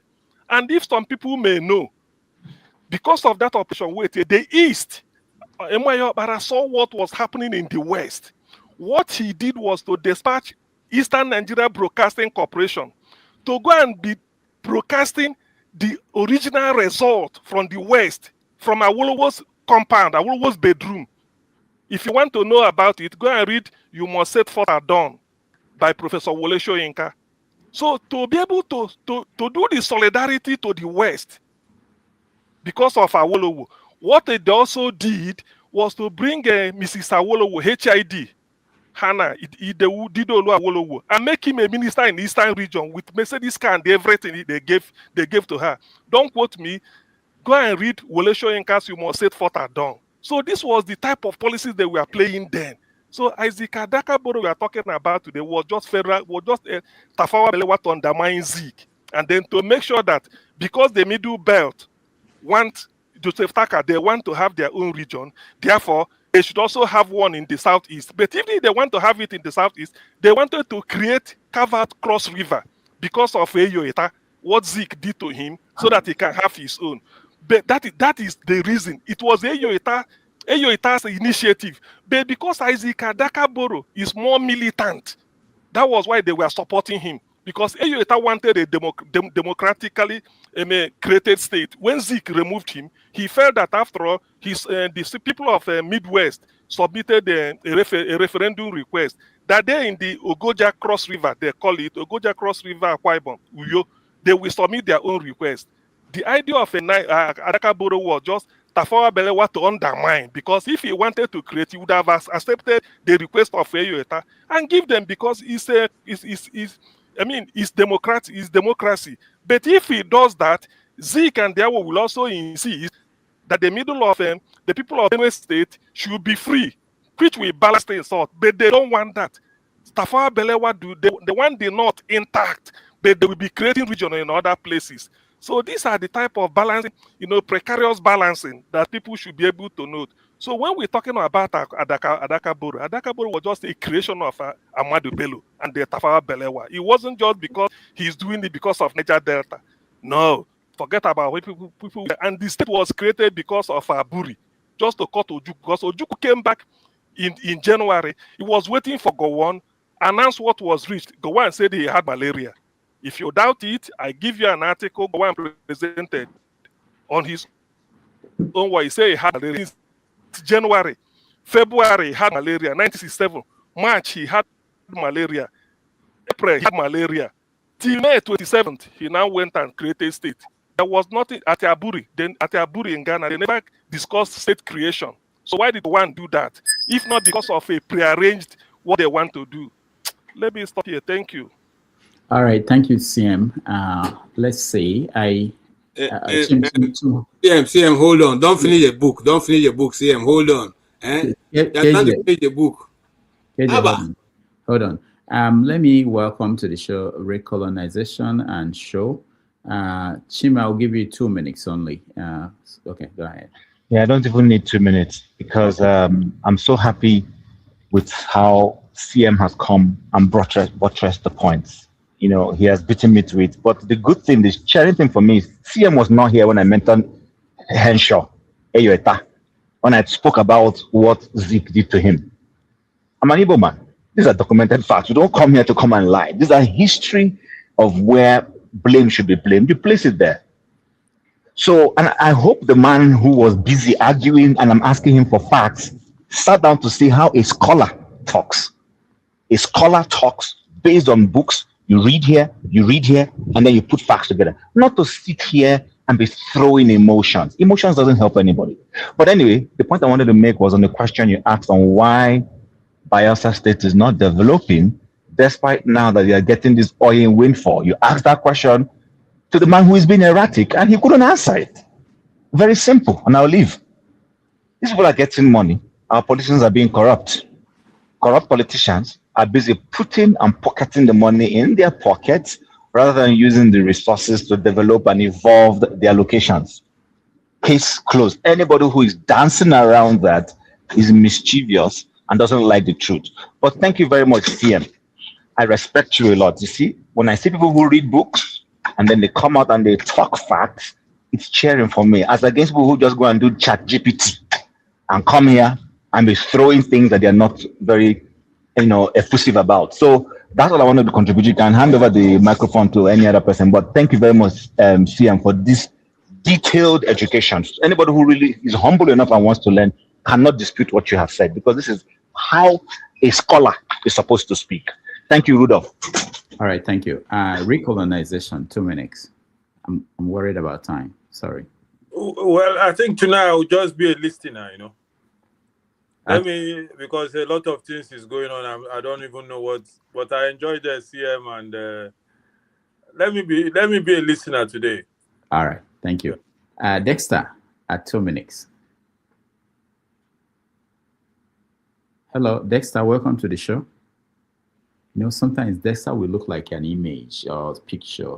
We're not sure whether he's a real person. Dexter has not joined the City Boy network. That's why. Can you hear us? Okay. Can you speak, or should we move to somebody else? Yeah, I can speak. Thank you. I think I'm the same. I kind of share the same. Good evening, everybody. Good morning. Thank you. I kind of share the same line of thought that Chim shared. I think CM has done. Hey, can you move close your audio? Yeah. Can you hear me now? Yeah, I think Chim kind of made a very good point. I think what CM said kind of summarizes everything in my opinion. However, there's this guy that is on Facebook. He's the African Town Crier. I don't know if anybody has listened to him. There's a young guy that does lots of history of Africa. And one of the reasons he says that Nigeria is working the way it is that, okay, the reason why the ports, before the British came, everybody was trading from wherever they wanted to trade. You couldn't tell the person in Bielsa to take his goods to Lagos if he wanted to export it. You couldn't tell King Jaja of Opobo to take his goods to Lagos if he wanted to export it. Everybody was trading wherever they wanted to, wherever they were. They traded from that point. But the British created a command and control system. And they now say, we've created a port in Apapa. And everybody is forced to bring their goods down to Apapa. I think one of the big problems we have in Nigeria is that we keep on operating pre-colonial infrastructure. And the truth is that Nigeria, whether we want to paper over the cracks, we as a people, we haven't actually formed a nation of our own, because we are still operating a lot of colonial systems. The British prioritized their Apapa port. So you can see that everything happening in Nigeria till today, anything about exports, it's largely, especially after the Civil War, there was a major effort to make sure that the ports in Port Harcourt and in Calabar were not functional, because they were trying to discourage the Easterners, who were the main importers, from using those ports. They put a lot of a lot of security checkpoints along the Calabar and the Bori, the ports there. And people now realize that, if you go to Lagos, you will not have so many police checkpoints. That was how it actually changed. So there's been a command and control system. And I think the reason is because even in our police force, what you call the Nigerian police force was formed with the idea of the colonial masters putting people in. That's why if you look at the characteristics of our police force, it's not actually to serve the Nigerian people. You know, so I think we haven't found nationhood, which is what pushed people like Adaka Boro to do what he did. You know, we haven't actually formed a cohesion as a nation. However, what's happening in Nigeria is that if people are benefiting, they don't want to speak against it. They like today, people like Wike is enjoying it. But can I assure you that the moment he's kicked out of government, he will become the first person to go back to Rivers State and tell them that the resources of Rivers State is supposed to be for Rivers State alone. You know, so I think that's just my small contribution on this. Thank you. All right, thank you, Dexter. Let's go to Show.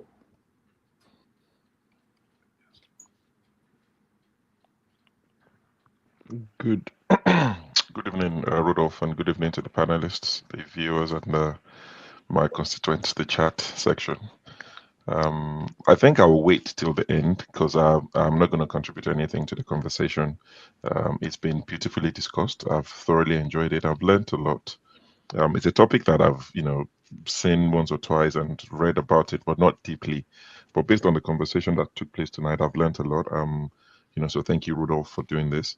What I've come here to do is to, bring you news from Twitter or X. So I'll wait till the end so I don't interrupt the flow of, this Isaac Adaka Boro, Niger Delta Republic. Now, because of Pablo, you come, Abi. Because of Pablo. They don't get news. They don't get news. I'm waiting for you too. But there's news. So some headlines over the last few days. I'll just touch, just highlight them and in closing. But I'll let the conversation continue. All right, thank you so much. Let me just inform. Wait, sorry, Dr. Dameji, can you hear me? Yes. Can I be here? Okay. Okay, let me just inform everybody. It was a show that made us to do this. He was very insistent that this is a very important topic, and we wanted to do it yesterday, but by the time we set it up, it was late. But thank you, Show, for this. And I think for me, I think we should be doing more of this, which is pick a topic, give it 3 hours, discuss it from every angle, and maybe get some experts, to be part of that conversation, more than what we do on Saturdays, where we just, or Sundays, where we touch on so many issues without going in depth. I think we accomplished something today. So thank you so much, Show, for making it happen. All right, so round up. I will go through anybody. It doesn't have to be everybody, but I know everybody will want to speak. But if you have, if you want to give us your final thoughts, I was thinking that at this point we've analyzed what happened from Adaka Boro to where we are today, which is. No, I haven't done that, and I have a report for CM. I have a pushback for CM. Okay. Round up your thoughts with that. I'll come to everybody once. With my response was to CM. Yeah, everything you want to say, just. Yeah, with all due respect, to say Adaka Boro is the creation of Amadou Bello and Co. is intellectual laziness. And as far as I'm concerned, it lack rational thoughts too. I'm saying that because it's like saying just because Nnamdi Kanu is getting help from either London or Israel or anywhere is the creation of those people without factoring in what led to that. My people say if you see rabbits in the afternoon, it's either they pursue something or something they pursue them. To say that Isaac is a production of Amadou and Co. is to say that his people were living best life before then. Is to say that there's nothing wrong with his people and Niger Delta at all before then. It does. If you are faced with existential threats, and nobody will define existential threat to you unless you who are in that position. Nothing is off the table to get help. For God's sake, some second of Nigeria celebrating that America are here helping. So it doesn't matter where I go get my help, if it's to save my people, which is what Isaac did. So you can classify him as a sellout just because the people that he went to align with to get help is your main rival. That doesn't make any rational sense to not classify him that is a product of Amadou Bello. Yes, he got help. He got help from anywhere he could just to free his people. That's what he died for. So to come here to say it's a creation of another person is to not just to undermine him, but to undermine what he died for and what he stood for. It is, and I'll put it to you again, you just start saying that those people who died during the Biafra War are creation of whatever that the external help that they get, because they also got external help too. So let's be rational when we actually just stand and make a conclusion just because we read one book. Let's say there's a two-way street. We're talking about history here, and just the way there's so many roads to market, that's how you approach history from. So now one aspect of somebody's account now you read. But again, I'll put it here. I'm a Nigerian and I am old enough. I take offense to when somebody go to tell me my history from a third party. No. I see how people who are alive, who are direct part and parcel of this process. In my lifetime, as I see they live, I have brothers who are in their 80, 85 years, close to 90. So most of the things is direct account, they participated. So nobody say, but outside that, it doesn't make sense to say somebody who got help from anywhere he damn fit to free his people that is a sellout. That means so is Nnamdi Kanu, so is every other person that is fighting freedom, that is on the freedom fights here in around the globe.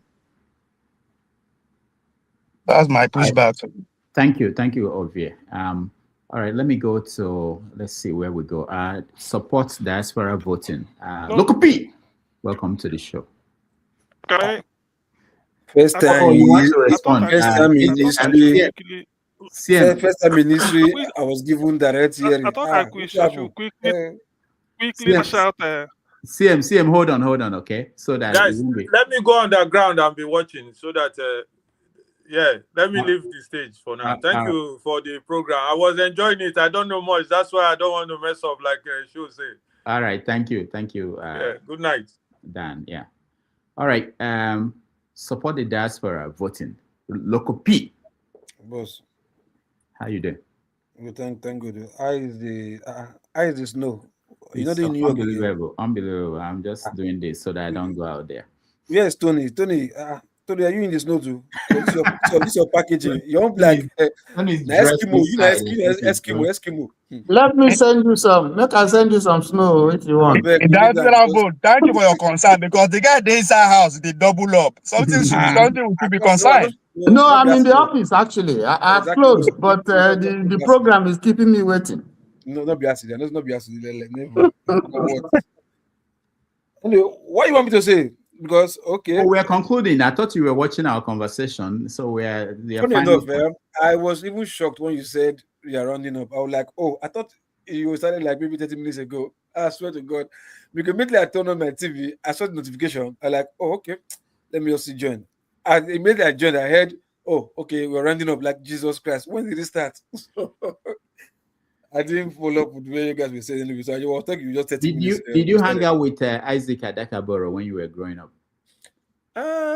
Actually, because the few years I stayed in Bayelsa, I at least in January, because my stay in Bayelsa didn't bring me close to him anyway. But for me, the only thing I see there is that he maybe he tried in his own way, but currently Bayelsa, because he's an Ijaw man, but currently Ijaw people are not reflecting the essence of or the existence of Isaac Adaka Boro.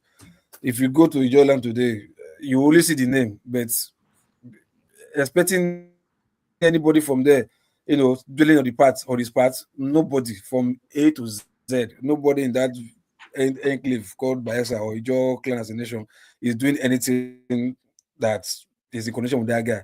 So that thing, which for me is terrible, because if truly you're fighting for your people and all that, and he fought for his people and you are honoring him, so like of what he did in whatever festival or whatever protest or demonstration you are doing, but going to any part of Ijaw land today, you won't see half of anything that will tell you, these are the people Isaac Boro was fighting for. So, which is so pathetic for me, but what do we do? That's what I have to say with Constantine Adaka Boro, because for me, nothing changes. Because if you fight and nothing changes, for me, it's like just a way. So the only way forward is to think of what to do next. But as Adaka Boro with Bayelsa people, it's a shame that you go there. Go just go there for yourself and see. Even the mentality, if you speak with them, they will really tell you, yes, it's our brother fighting for us. Okay, what's the legacy left behind that you people are carrying, that channeling or championing? Go to there, nothing.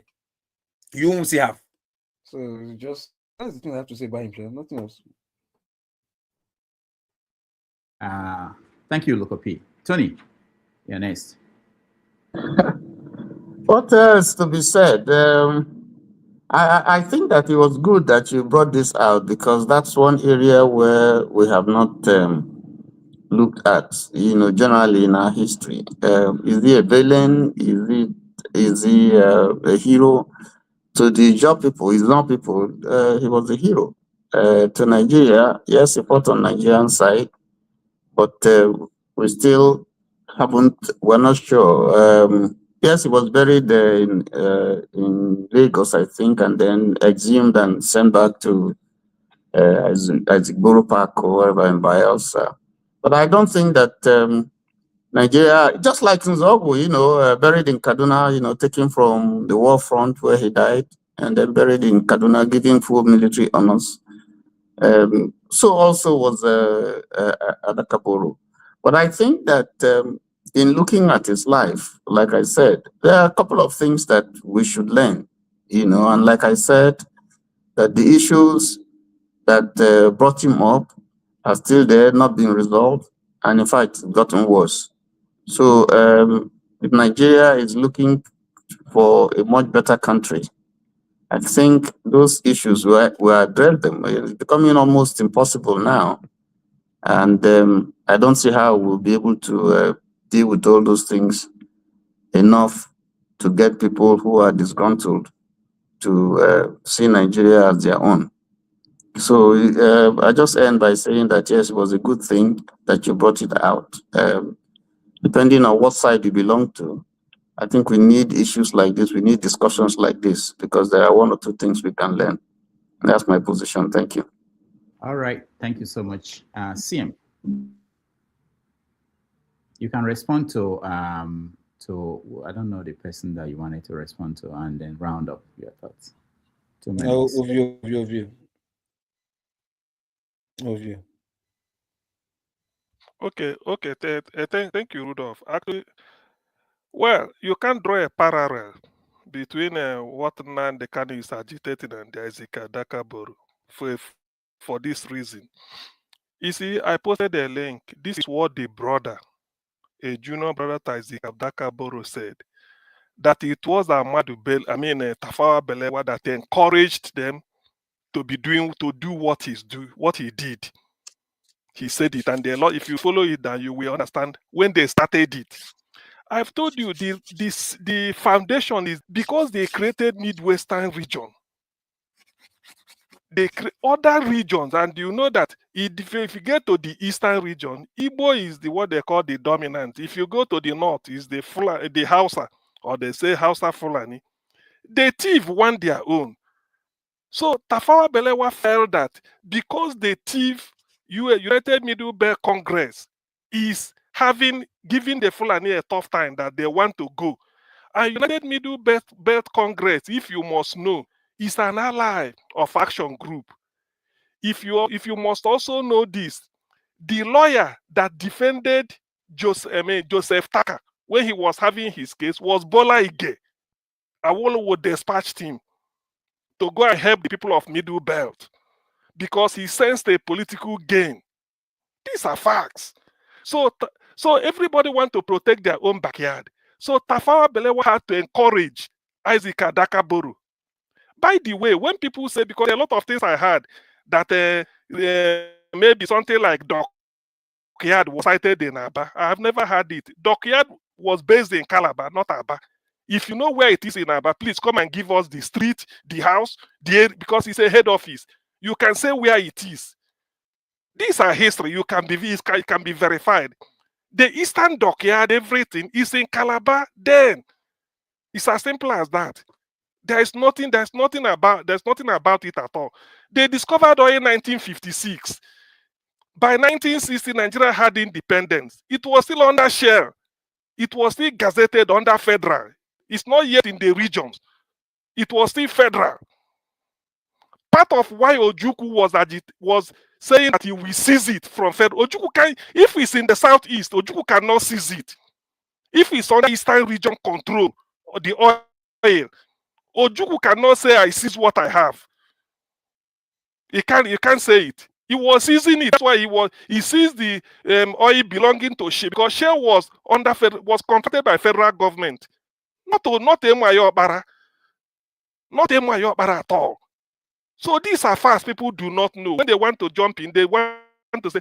That's why Ojukwu was agitating that unless he can never recognize Gowon, and because of that, whatever is due to the federal from the East, Ojukwu will seize it.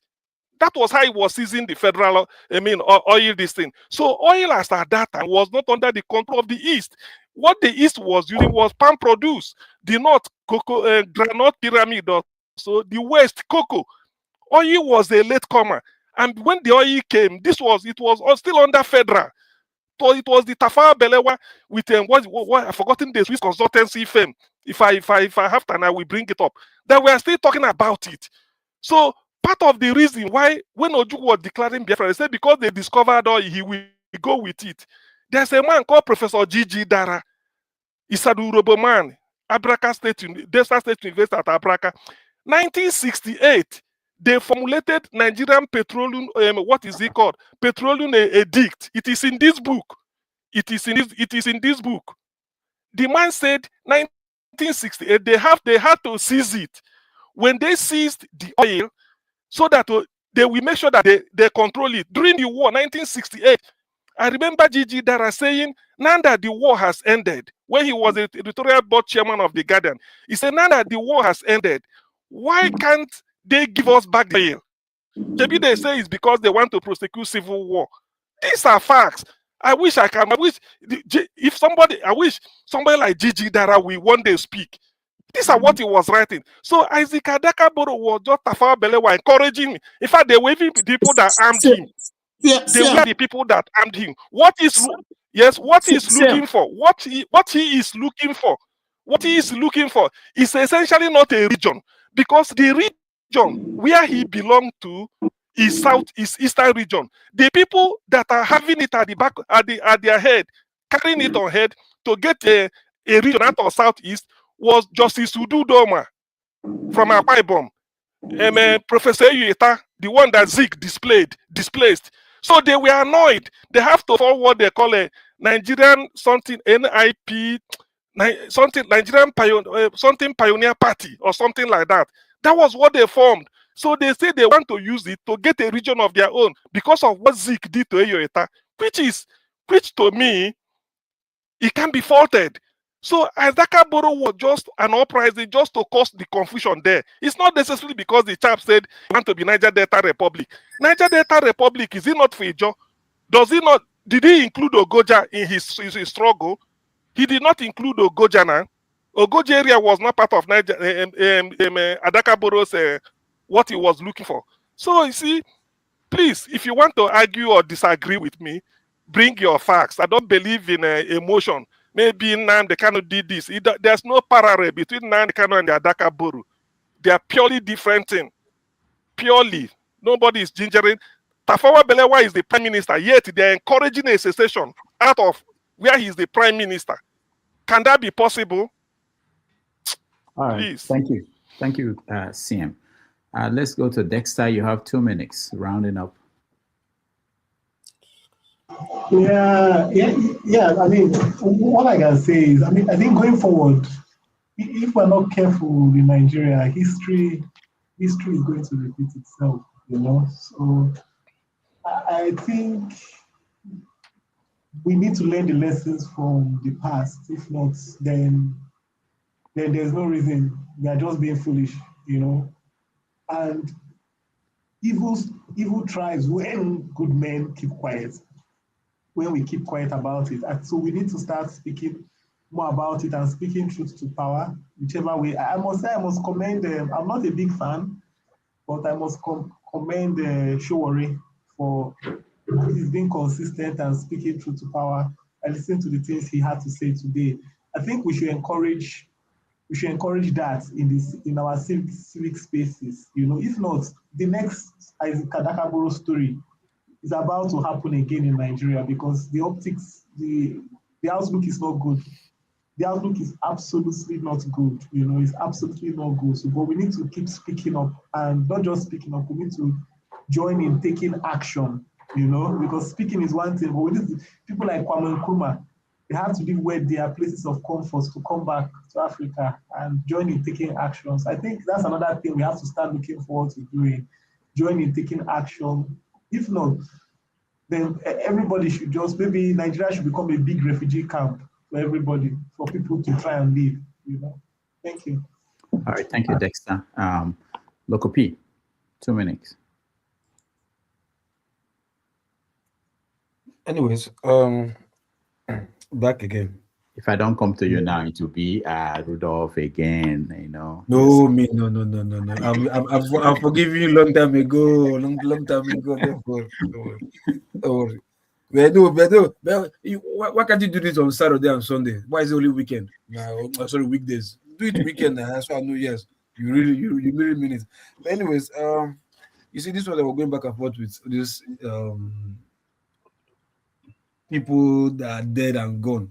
Yes, I think what we should be talking about now with the situation of or current situation of Nigeria right now is, look, whatever intention the Ojukwus or Isaac Adaka Boro or whoever, whatever, none of them, at least as somehow they must have helped, but the current effect with which we are experiencing in Nigeria, none of them has shown anything good.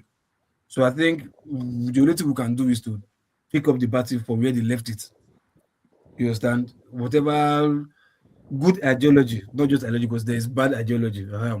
Good ideology of unity. Good ideology of unity and betterment of the nation. I think that is where we should pick up the battle from and try and run the race. Because trust me, if care is not taken, the bridge between them and this next generation after us, there is no link at all.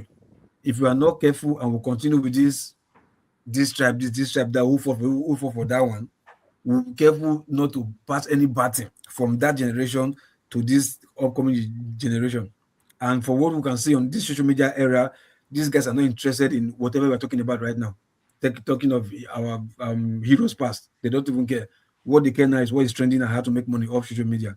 So what our advice was is, look, whatever difference is there, put it out, extinguish it, and pick up their baton for where the real heroes of Nigeria, freedom fighters, left it and run with it, so we can, at the end, hand over it to this next generation that is coming, or else we are headed for doom and disaster. We can see right now what's happening all over the world. This immigration stuff they're talking about, style. Before you know, they will blow their trumpet and start targeting all of us. You that you think you have passport in their country, a day will come, they will tell you, fuck off. It's our passport. Yes, you're not us. You have the passport, you're not us. Fuck off. A day will come. It may not be now. It may be the next 50 years. So for those of us who are above 50, okay, maybe we'll not see it. But from the track of this is their track record, where they are going, this is their yumu speaking, that are speaking to themselves, we know who they're targeting. You understand? You might think you have house, you've settled them, you have their passport. A time will come, they'll tell you fuck off. You understand? So before we will not be here, our children will be here, thinking they have a good life. They'll be telling them to fuck off. Please, let's try. I've been drawing here since. Let's try and go and fix our country. We that have opportunity right now in diaspora. You understand? Forget your comfort. Go there and fight for your country. If you cannot go to Nigeria and fight, we have embassies where we can do it. Imagine the whole embassies of Nigeria in the whole of, if at the world, and everybody comes out and go to the various embassy and try and hold them responsible. Do you think Nigeria will not hear? Do you think they will not start listening to us? They will. But if you do it in America and UK did not do it, France did not do it, they will not listen. But by the time this whole country is spread like virus, do it. So they said that news will even carry it. Like I was telling you, like let the news, international media, by the time they carry that, look, Nigerians all over the world, diaspora all over the world, they're like agitating. I think the people in Nigeria will listen. You understand? Or at least they will, okay, what is the problem? So before we get to that level, because what we're seeing right now, the way the world is going, is doom day for people like us. Enough, a word is enough for the wise. So who you go hold responsible? Reno Mokri and Mahmoud. Now then, see one where they near you, Ovie. He didn't near you for you. He didn't near you. Didn't near you for you. See, he didn't near you, Ovie. He didn't near you.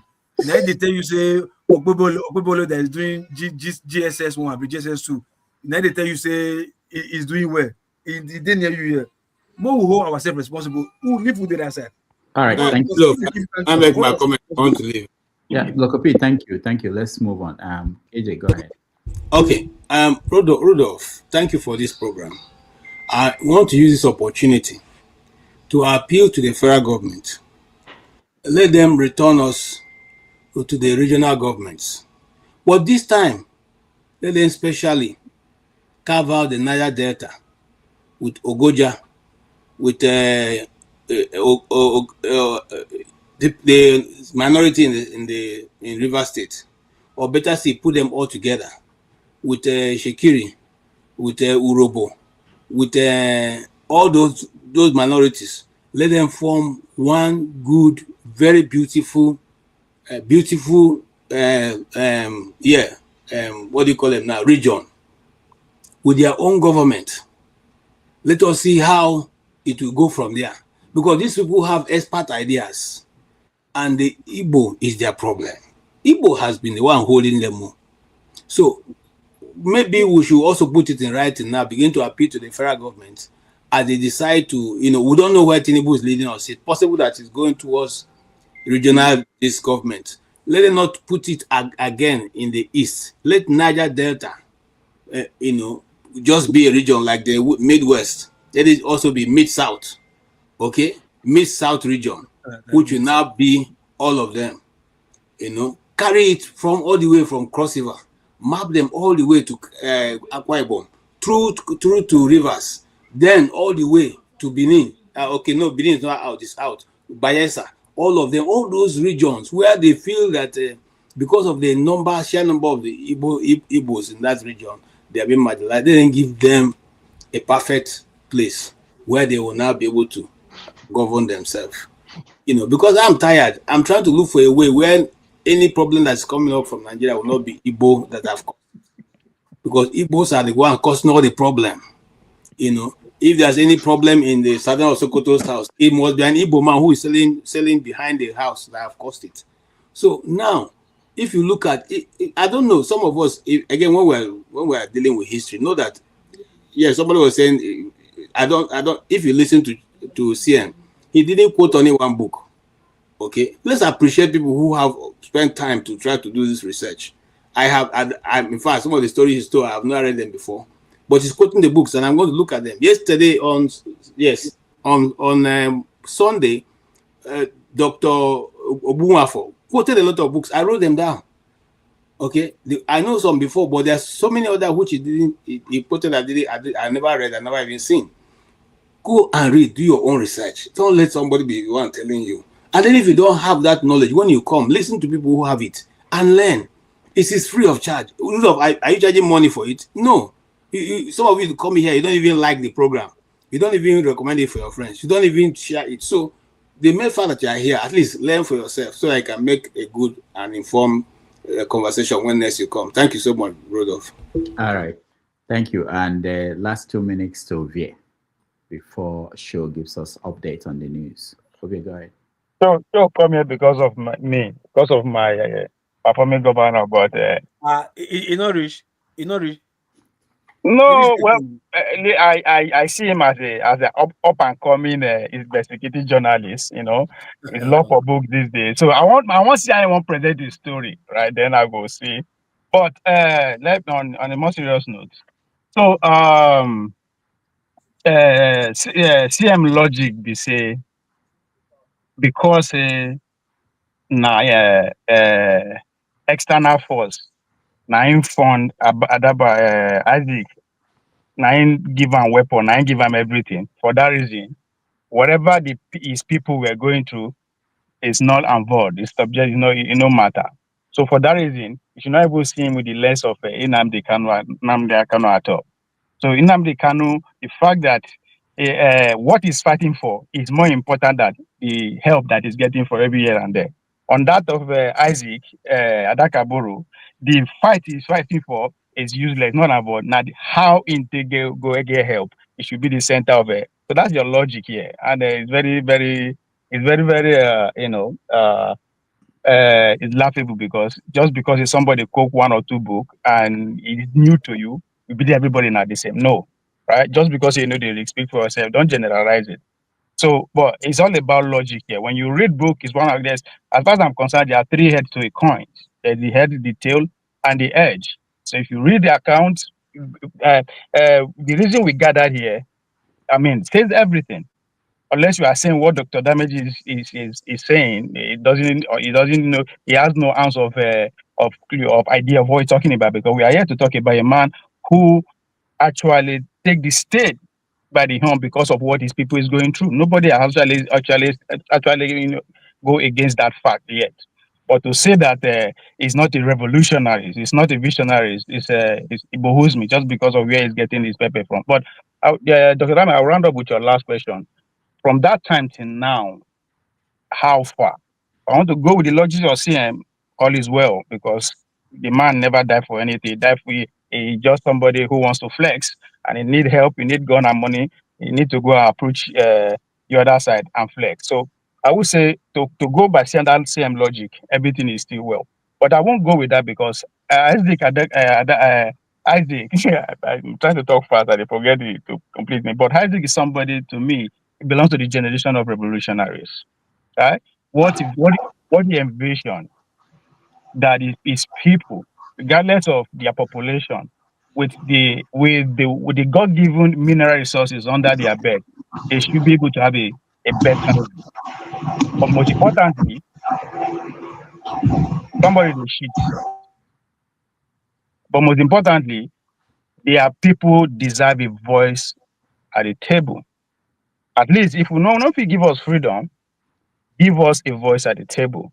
And that generation, even though you know survival, led to the creation of, at least even to Ijaw people alone, almost 3 states, Rivers, Bayelsa, and the rest. So if you look at it from that point, then you now ask, what the following generation, what did they do? The likes of Wike, Amechi, Odili, Ibori, Igbenidion, Oshomole, the current Senate president, my current governor.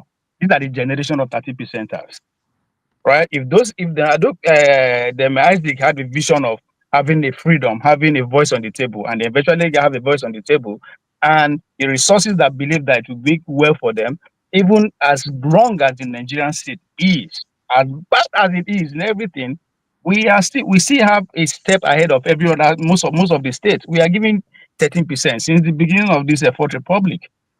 So that money is not seen in anywhere from across the length and breadth of the Niger Delta. So I'm not going to say just because I am here to uphold what Isaac fought for doesn't mean that the generation that preceded him live up to expectation. No, we have failed, including myself, because I belong to the second generation after Isaac's generation. So we have failed, and I think Isaac hold the Ijaw people, CM hold Ijaw people an apology, for undermining what they were going through, which led to the deaths of their own son. And again, if you apologize, I agree, because after all, some idiots were in Asu Rock collecting an award from Ogoni land. They were celebrating. And I shed tears. I say Isaac would scream for where they rest, where he's resting today. Seeing those men collecting award from Bola Ahmed Tinubu. Why he opened the region again for the external extractor to come and extract, a place that has been shut down for the past 27 years, right? But again, so if CM no apologize to the plight of those people, I understand, because your own people today, as I said, they are selling out. Shout out to Patient Goodluck Jonathan, who held ground, and shout out to Tony Anene, who stood their ground that the good luck must actually, even though if you perform, it has to also, it's a must that he hold power for 8 years, because that is the voice Isaac fought for. So I put, when people know they see where Rino Omokri they come from, Rino Omokri is coming from the current political reality that we have. You need to read Tony and My Life in Politics to understand where people like Reno, people like Wike, and people like Wike, why then they do what they do. You understand? So it is beyond say somebody can't talk say because in they get money from one place, then the rest of the things that the people are going through should just be forgotten. But shout out again, talk to Dr. Dameji and to who bring this idea come on. I believe the competition will continue. All right, thank you so much, Ovie. Let's go to show. CM, you had a chance here. I gave you a chance to. Okay, I don't know whether you see what I say. The thing is, when we're talking about this as Adaka Boro, whatever, and all those things, I wasn't around then. I didn't witness it. So how would I know if I want to know? I have to go into the archives. That's why I read. So I don't know. I don't have who do I apologize to, because I have to go and start to look for all these materials and read. When I mentioned like anybody, if you want to know, there are people who can write anything they like, call it books. If you want to have an authoritative idea about Niger Delta and their struggle, go and read the biography of Pa Edwin Clark. Nobody is more Ijo than him. Though his own Ijo is from the Delta area, Delta State, which was Midwestern region. So I've read it 3 times now.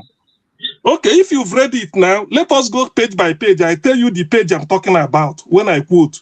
If you bring out your own, I open the page, then we compare. So when we say this, you don't just I want to ask a simple question.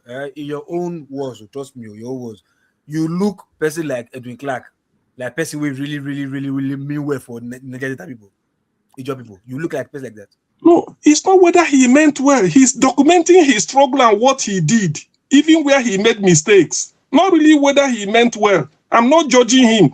It's like in the Bible. If you quote the Bible, you may disagree.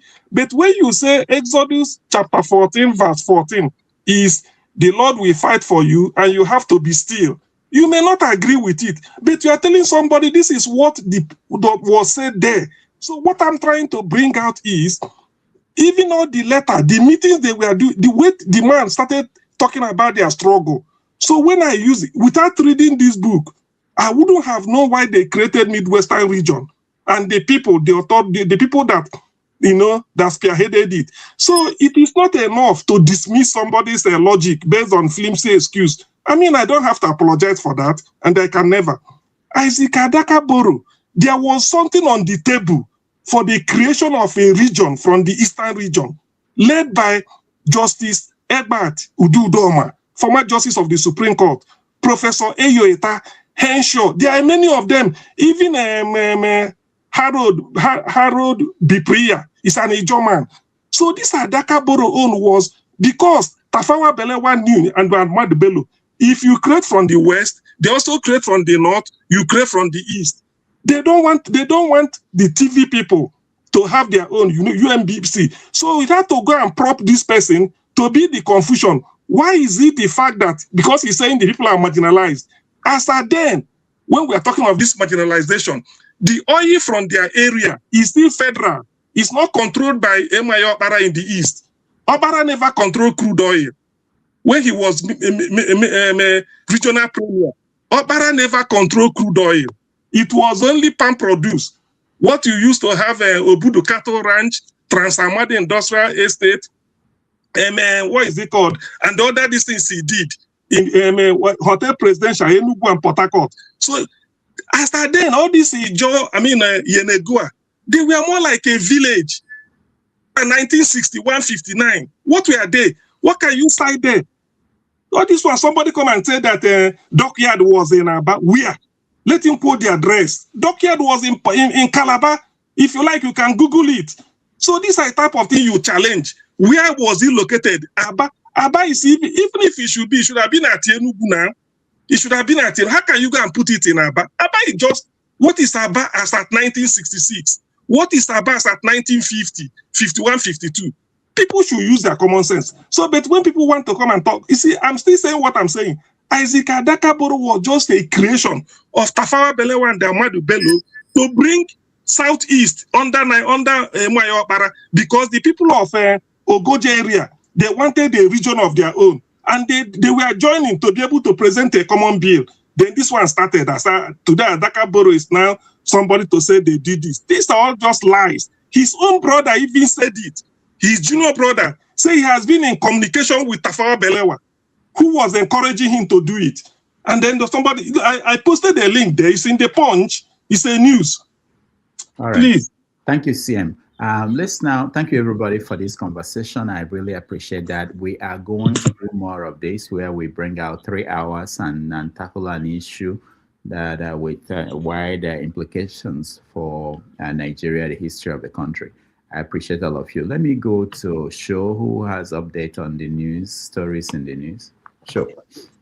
All right. Thank you, Rudolph. And once again, thank you for agreeing to anchor this show. I don't think anyone could have done a better job. So thank you for agreeing. Now, some of the things that caught my attention in the news, and of course they're from Twitter, so brace yourselves. It's not from NTA. I'm not sure if I mentioned this on Saturday. So Borno State are trying to reintegrate 117 repentant terrorists into the society. That's one.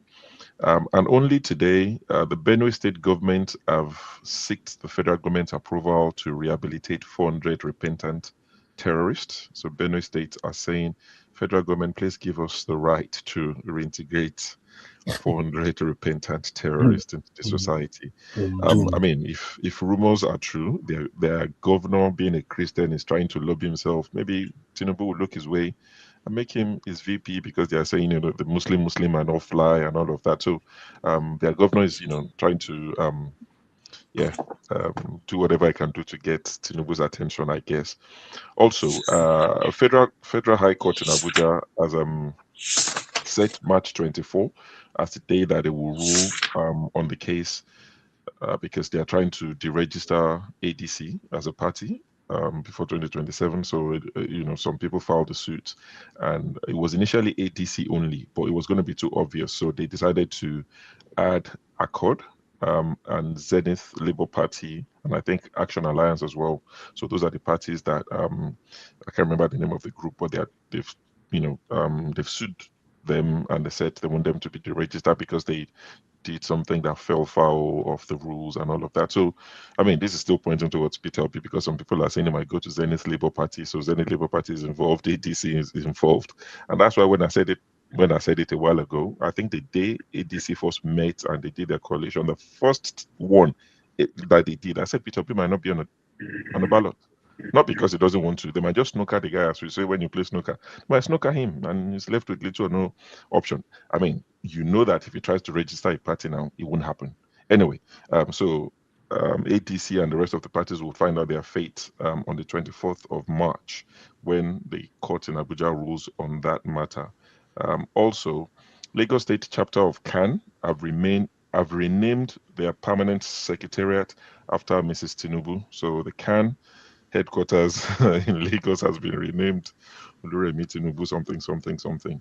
Of course, earlier today, news broke that Egbetokun, if you remember, when he was named the IGP, he said sometimes he feels like a tiger, sometimes he feels like a lion. He wants to devour the criminals. I don't think he devoured a lot of criminals. Shiwore was his main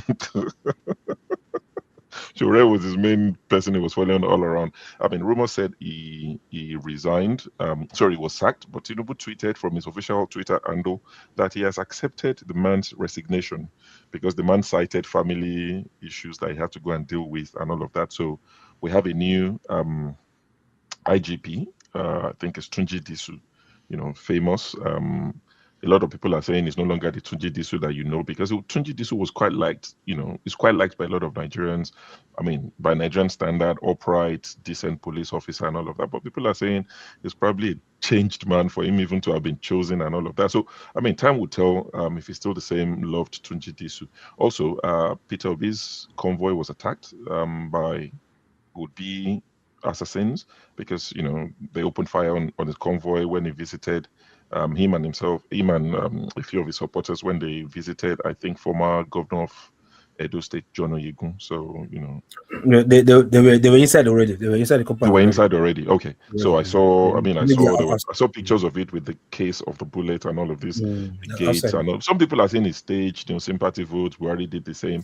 A lot of things will happen between now and 2027. So Peter Obi escaped assassination. That's the way we put it.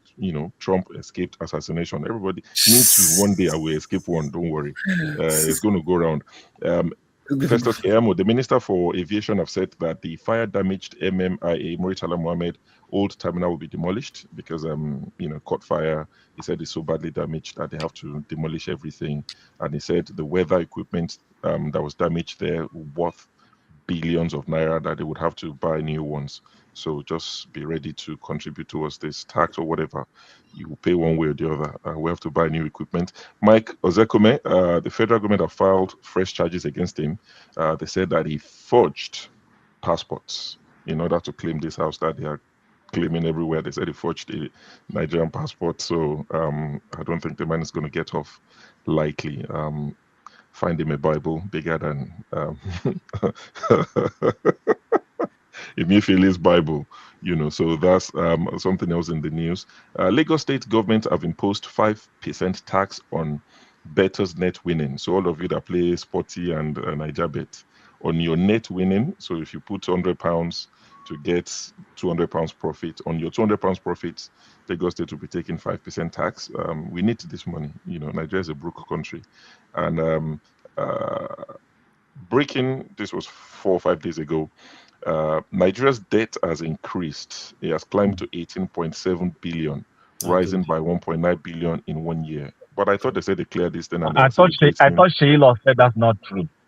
Well, Sheila said no now. Sheila is an idiot. He was flawed in that interview. I mean, somebody who is saying it's not today they've been kidnapping people. At that point, you turn off your TV and stop watching. For somebody to in the government and said they don't kidnap people. I tell you, so at that point, you just log off and say, just leave that Amala face alone. The guy's an idiot. Irredeemable, failed comedian, even if he was ever a comedian. So that one. And lastly, this is Ijo. Since we're talking Ijo, Niger Delta Resource Control. I saw a video of Asari Dokubo saying that any American, that comes to their region, that Tinubu goes or the federal government goes to negotiate with their oil, with Americans, that any Americans that set foot in Ijo land will not make it out alive. So for those of you who have Donald Trump's number, the Minister of or Secretary of War, please help me tag them in that video. That Asari Dokubo said, any American that comes to Ijo land, if Tinubu promise you our oil, you are not making it. You won't make it out. Send it to me. I'll personally send it to my fellow Republicans who will forward it. Every American that comes here because of oil will die here. Every American that comes here because of the oil of the Igbo people will die here, will not live here. That they want to take the oil of the Igbo people to give to Igbo people will die here. They will all die here. What you consider for the matter again? Sure. I didn't want to preempt that. When I watched it, that was the same thing I noticed. What you consider for Igbo people? You see, Igbo people are the problem of everybody. No. Now you are blamed for that. Why? I blame you for that because Chevron na Ghana get her. So in the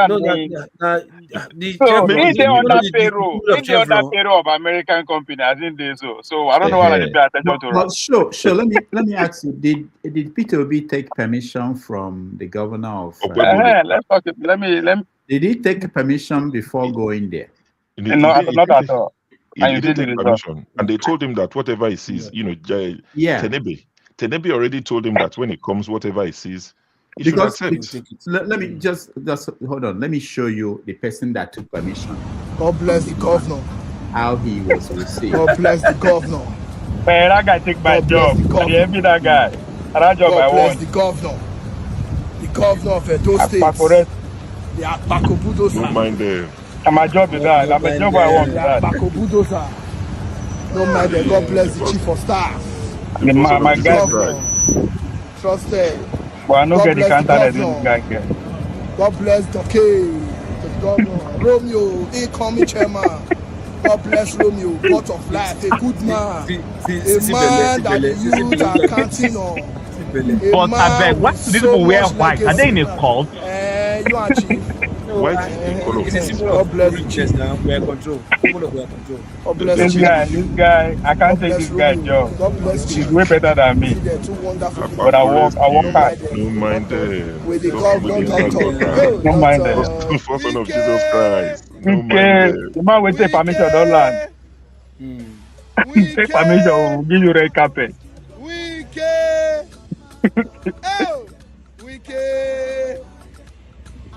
The damage, you make a correct on this concession. You see this boy na Calabar. Oh, for you? Ah, but he get talent past me. I know. He go do the job past me. He's from Calabar. Himself. Man, the guy is fucking good, man. I think I go fit take his job, but I know fit. The guy is good. He's natural. We will make sure we apply him again for the next 4 years. Project 14 months. Apako, they back people come for commissioning. Majolo. Yeah, come with no matter. No matter. Hey, weekend.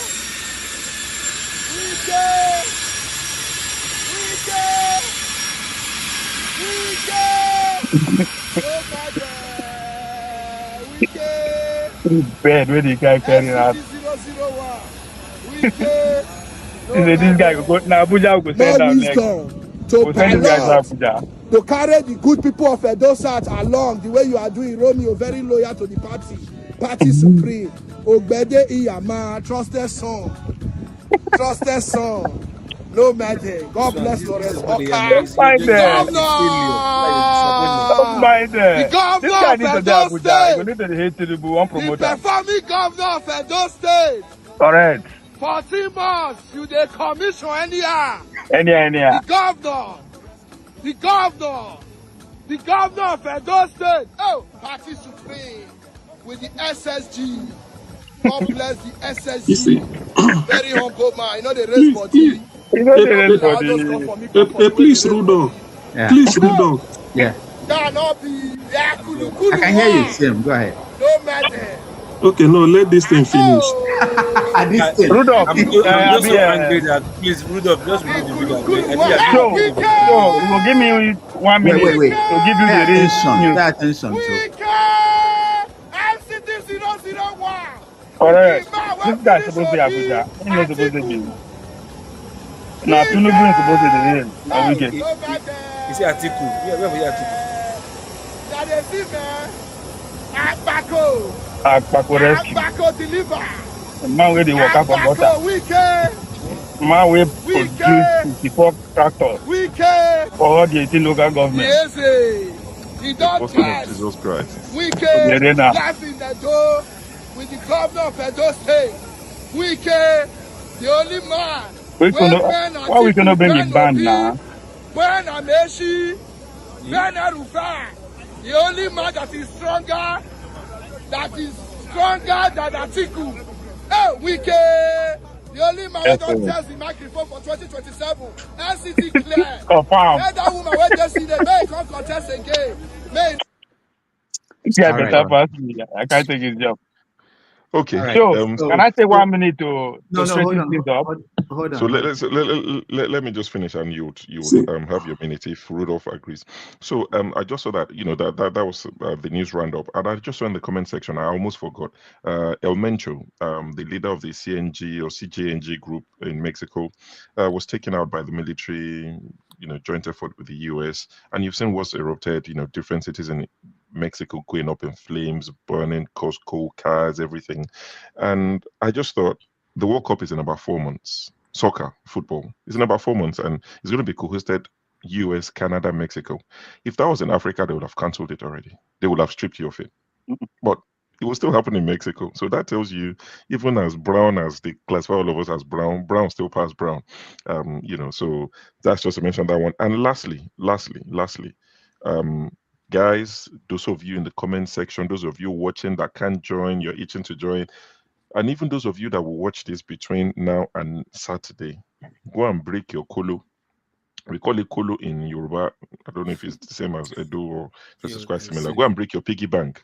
You're safe. Go and break it, all your coins that you've been saving. Because on Saturday, super chat has to be more than the usual. Avoid super chat if you can, because Google takes a decent cut of your super chat. So do Zelle in America, do Rudolph Okonkwo in Nigeria, bank account and all these things, because Rudolph's birthday is on the 26th. I don't know if I'm correct. I think I'm correct. His birthday is on Thursday. So go and break your kolo, go and break your all this, go and gather all the money. If you've never done super chat before, go and find £10, $10, whatever. Even if you're a panelist, go still here, you contribute your time and effort.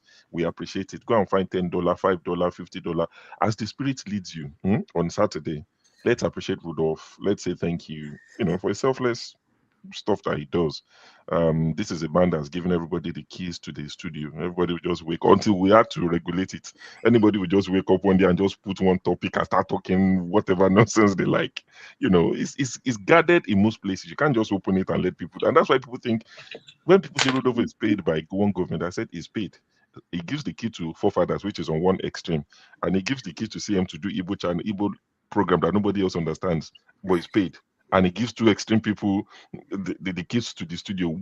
Sometimes there is a show going on. I'll call him and say, Rudolph, have you seen what they're doing on the channel? You say, what are they doing? I'm not watching. So I'm saying all of that to say it's Rudolph's birthday on the 26th. I think it's going to be 21 again. So whatever you can do to support the show, please do. So Rudolph, happy birthday in advance. We'll celebrate it again on Saturday. The problem I have with Rudolph, Rudolph not a throw party. Why not tell us since maybe for buy ticket, show up? And he lives in Babylon, no? Where all the rough happens. Yeah, so that's me. So Rudolph, I hand over back to you and I'll let you. Why you want to change the tradition? I ain't they do celebration, I ain't go kick out. We go kick out, but they go empty-handed now. No, we'll come with empty stomach. Why you want to change tradition? Sure. If I knew that was what you were planning, I wouldn't have. I have it on my calendar. It's somewhere on my phone. So I always wish that people would forget. But anyway, thank you so much. Doctor, can I give the real news? Yeah. So that your channel go balance, right? Could be tossed here. So sure. I'll come out one credit for your journalistic point. You take one route, right? The biggest news, which actually gave me nostalgia because one thing I'll be proud of myself is that when I started my foundation was to host secondary schools, started from my region, then the state, then the federation. So after one edition, I noticed that the stadium where I use for my village, because we have two secondary schools, one government, one community. So the secondary school one, we want to do a good show when you go need to upgrade them. And millions we no get. So this week, as I speak, the Papome governor, Akpako Rescue, has donated 54 tractors and dredges just to carry out make sure that the communities, the villages are more accessible, dredges and all that kind of a thing. That's the biggest news to the voters, to the village people. So to the trendy people, now be JFK, JFC, where you try when it's when you try to give speech. So that's what people are I see. And that's the problem where we get as people. So when we win again now, they go say they're rigors. It's actually doing something for us. Right. So when I saw that again, I just remember, okay, before now, maybe in the next 2-3 months, they will grade my stadium for me. And I'm back to life again, you see? And somebody will come that's how you know when somebody is lying. Hold on. Yeah, the problem with that, those people where they oppose me, you guys have never been able to convince me with either policy that is better than his, or tell me this is a candidate that is better than him. Una just they insult. That's why I believe that we go win. Not be seen because of anything, because you guys are failing. The fact that you guys could not realize that all the education we want to use run the same for the past 24 years, this is what we have. And instead of you to realize and go back to say we are sorry to the ordinary people, and there with them, no, not the insult. Not the insult. The man is doing what he's supposed to do. So for you to convince me that I'm selfish, you have to give me an alternative. Politics is local. You think what we think you go do for a village that go benefit them. So for us to ask the consensus, because that is what you for. I'm an individual person. The reason why I know the jungle because they settle for consensus at the detriment of the truth. You understand? So convince me with a better option and better policy. I will listen to you. You can insult him all you want. It's like me. I did mess up when I speak English for here.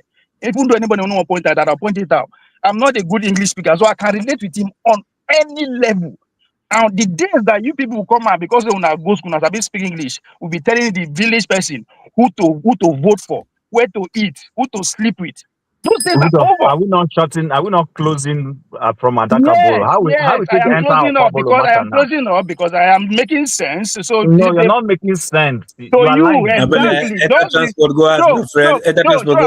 the debate up between me and CM. I'm taking him on his challenge. Set us up, I beg. I'm on. All right. Thank you, everybody. Thank you. Let me debate No, never thank everybody, please. Never thank everybody. I didn't close the one. He's thanking everybody too. Wait. So sorry, Sam, 1 second. That's a good thing that I want to. Sam, 1 second. That's a good thing that Ovie said. I've discussed this with Rudolph. It's just that I'm a bit preoccupied. But once I find time, it's something I want to do. So when I see two people disagree strongly on a particular topic, we'll do a flyer, we'll do it midweek, we'll give each person half an hour. Do your research, send your supporting documents to us, we'll display it, your sources, all these books you've read.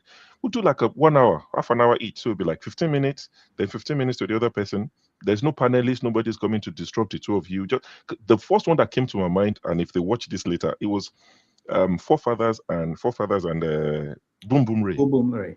Because they always argue. Forefathers said, let's do military first. Boom Boom Ray said, let's do infrastructure, education, hospitals first. And I did a flyer. I just used AI to do a flyer. I sent it to Rudolph. I think Rudolph just, I'm too busy for this. No, I saved it. I have it. Yeah, so when we have time, it's a good idea that we'll do. Like today's topic now, it was debated from two different positions. And I hope that is encouraged people to go and read books, to go and learn more about Isaac Adaka Boro, what led to what he did. You don't have to believe CM. You don't have to believe Ovie. But they've given you two strong opposing views. It's for the people now, if we won't be lazy, to go and read, to go and research, and make up your own minds. We're not here to convince you. It's not the debating society to say, I hope I've been confused or I not confuse you. Go do your own research. But CM, back to you. Sorry. Okay, yeah. Thank you. Thank you, Shu. What I want to say is regarding that video clip of Asare Dokubo. You see, sometimes when we react to, when we respond, not really react, when we respond to certain piece of news or something, people may say that we are too sensitive, or maybe they will say we are doing propaganda. America bombed Nigeria, and Nigeria said they collaborated with the US. Before Trump bombed Nigeria on December 25th, they sent an advance team to come and investigate whether there is really Christian genocide. That was in November. I was in US then. The guy came back, submitted a report, and confirmed it. Yet when America bombed, all they were able to say is, na Igbo man where they say screwdriver for Nisha. Na intel Trump to bomb Sokoto. Entire meal. It was very when I said one was left there. I said Nigeria. So you see, that is one. And they keep, you see, do you know why? Some of you people that are not Igbo may not know. It was this type of propaganda and narrative that led to not the coup, but that led to the Civil War. This type of thing, this nonsense, say the Igbo coup. Even Ojukwu Babangida had to write a book in black and white. If you don't believe a Gwari man, why not believe a Yoruba man who said why we struck? And they explained this is 1982. Yet today we are suffering for it. There's a Fulani man called Dr. Osman Bugaje. He read bachelor's degree in pharmacy. I think master's before he then did a PhD in Islamic studies. He's still alive. He said the oil in Niger Delta belonged to Jigawa, then the Fulani, and then get them. Yet Asari Dokubo is saying that America want to take a Ijo oil and give him Dibo. You see it? You see the way they are propping. When Ahmadu Bello said they want to dip Quran in the sea, it is Asari Dokubo they meant. Now they've gotten a propagandist in the mood of Sadwana in the Niger Delta. Let them go and tell him, this is what he's saying. The other day, somebody from Adamawa, a Christian, killed somebody from Benue State in Port Harcourt.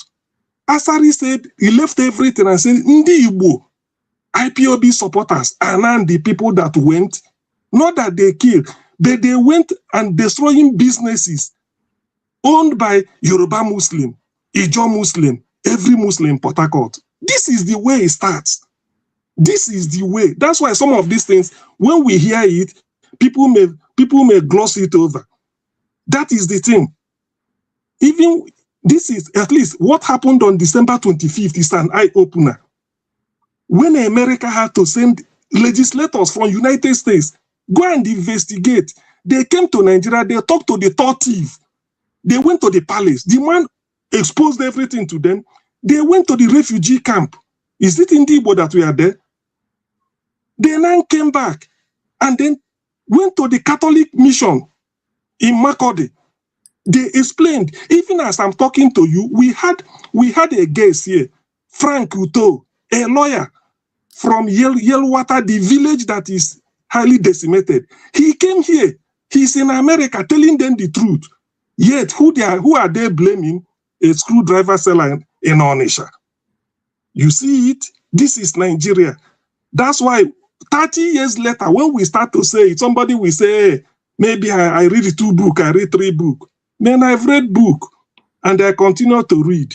And I have about 3 I've not even started. So please, people should know. That's why I say in Nigeria, because Nigeria is a country of different nations, we have different experience. If you tell Isoko man to tell you his experience in Nigeria, it will be different from that of the Igbo. The Igbo will be different from that of the TV. We are different people. Ndi were targeted for annihilation, for massacre, anything. This was how it started, simply because they don't want our presence. It's like, look at what Asari is saying. America will now come and take Ijaw oil and give Ndi Igbo. Do you see it? Mr. C, I'm sorry to cut you short. Look, sometimes I always encourage people to play chess most times, yeah, because it helps you to read in between the lines of some certain statements. You and I know. They don't tell any permanencies people that what Asari said, America is coming. They will not spend their money, taxpayers' money, fly to Nigeria, take oil, they conquer and give Igbo man. They will come fly, go back. You understand? A sensible person thinking person will be like, it doesn't even make sense. Even if they do it, like, are you okay? And the Americans, they won't do that. Like, do you have sense at all? So for me, let me tell you about this rhetoric here that people say. I think instead of receiving such words, because we've seen this several times, that's why I tell people, be careful what you say.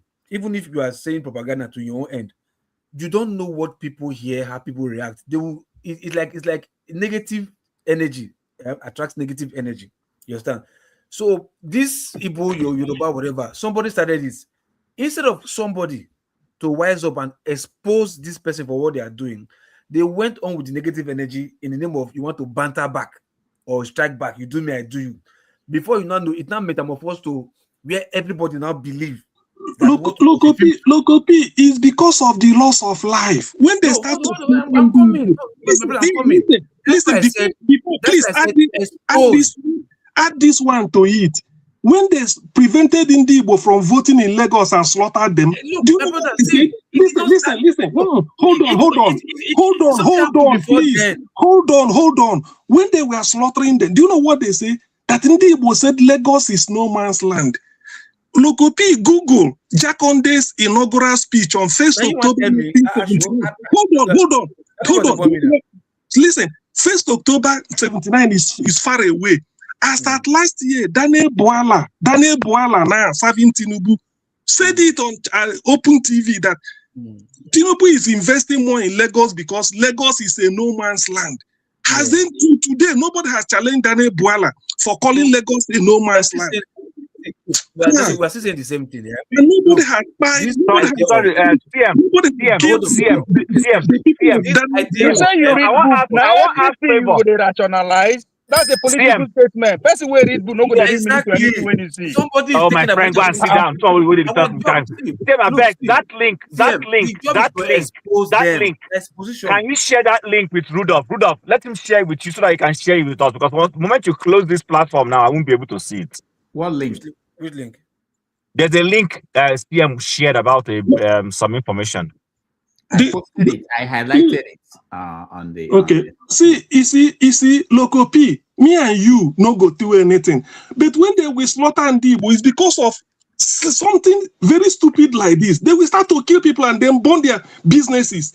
That's why we will get no people they slaughter. We are all Nigerians here. Everyone they slaughter. How many people?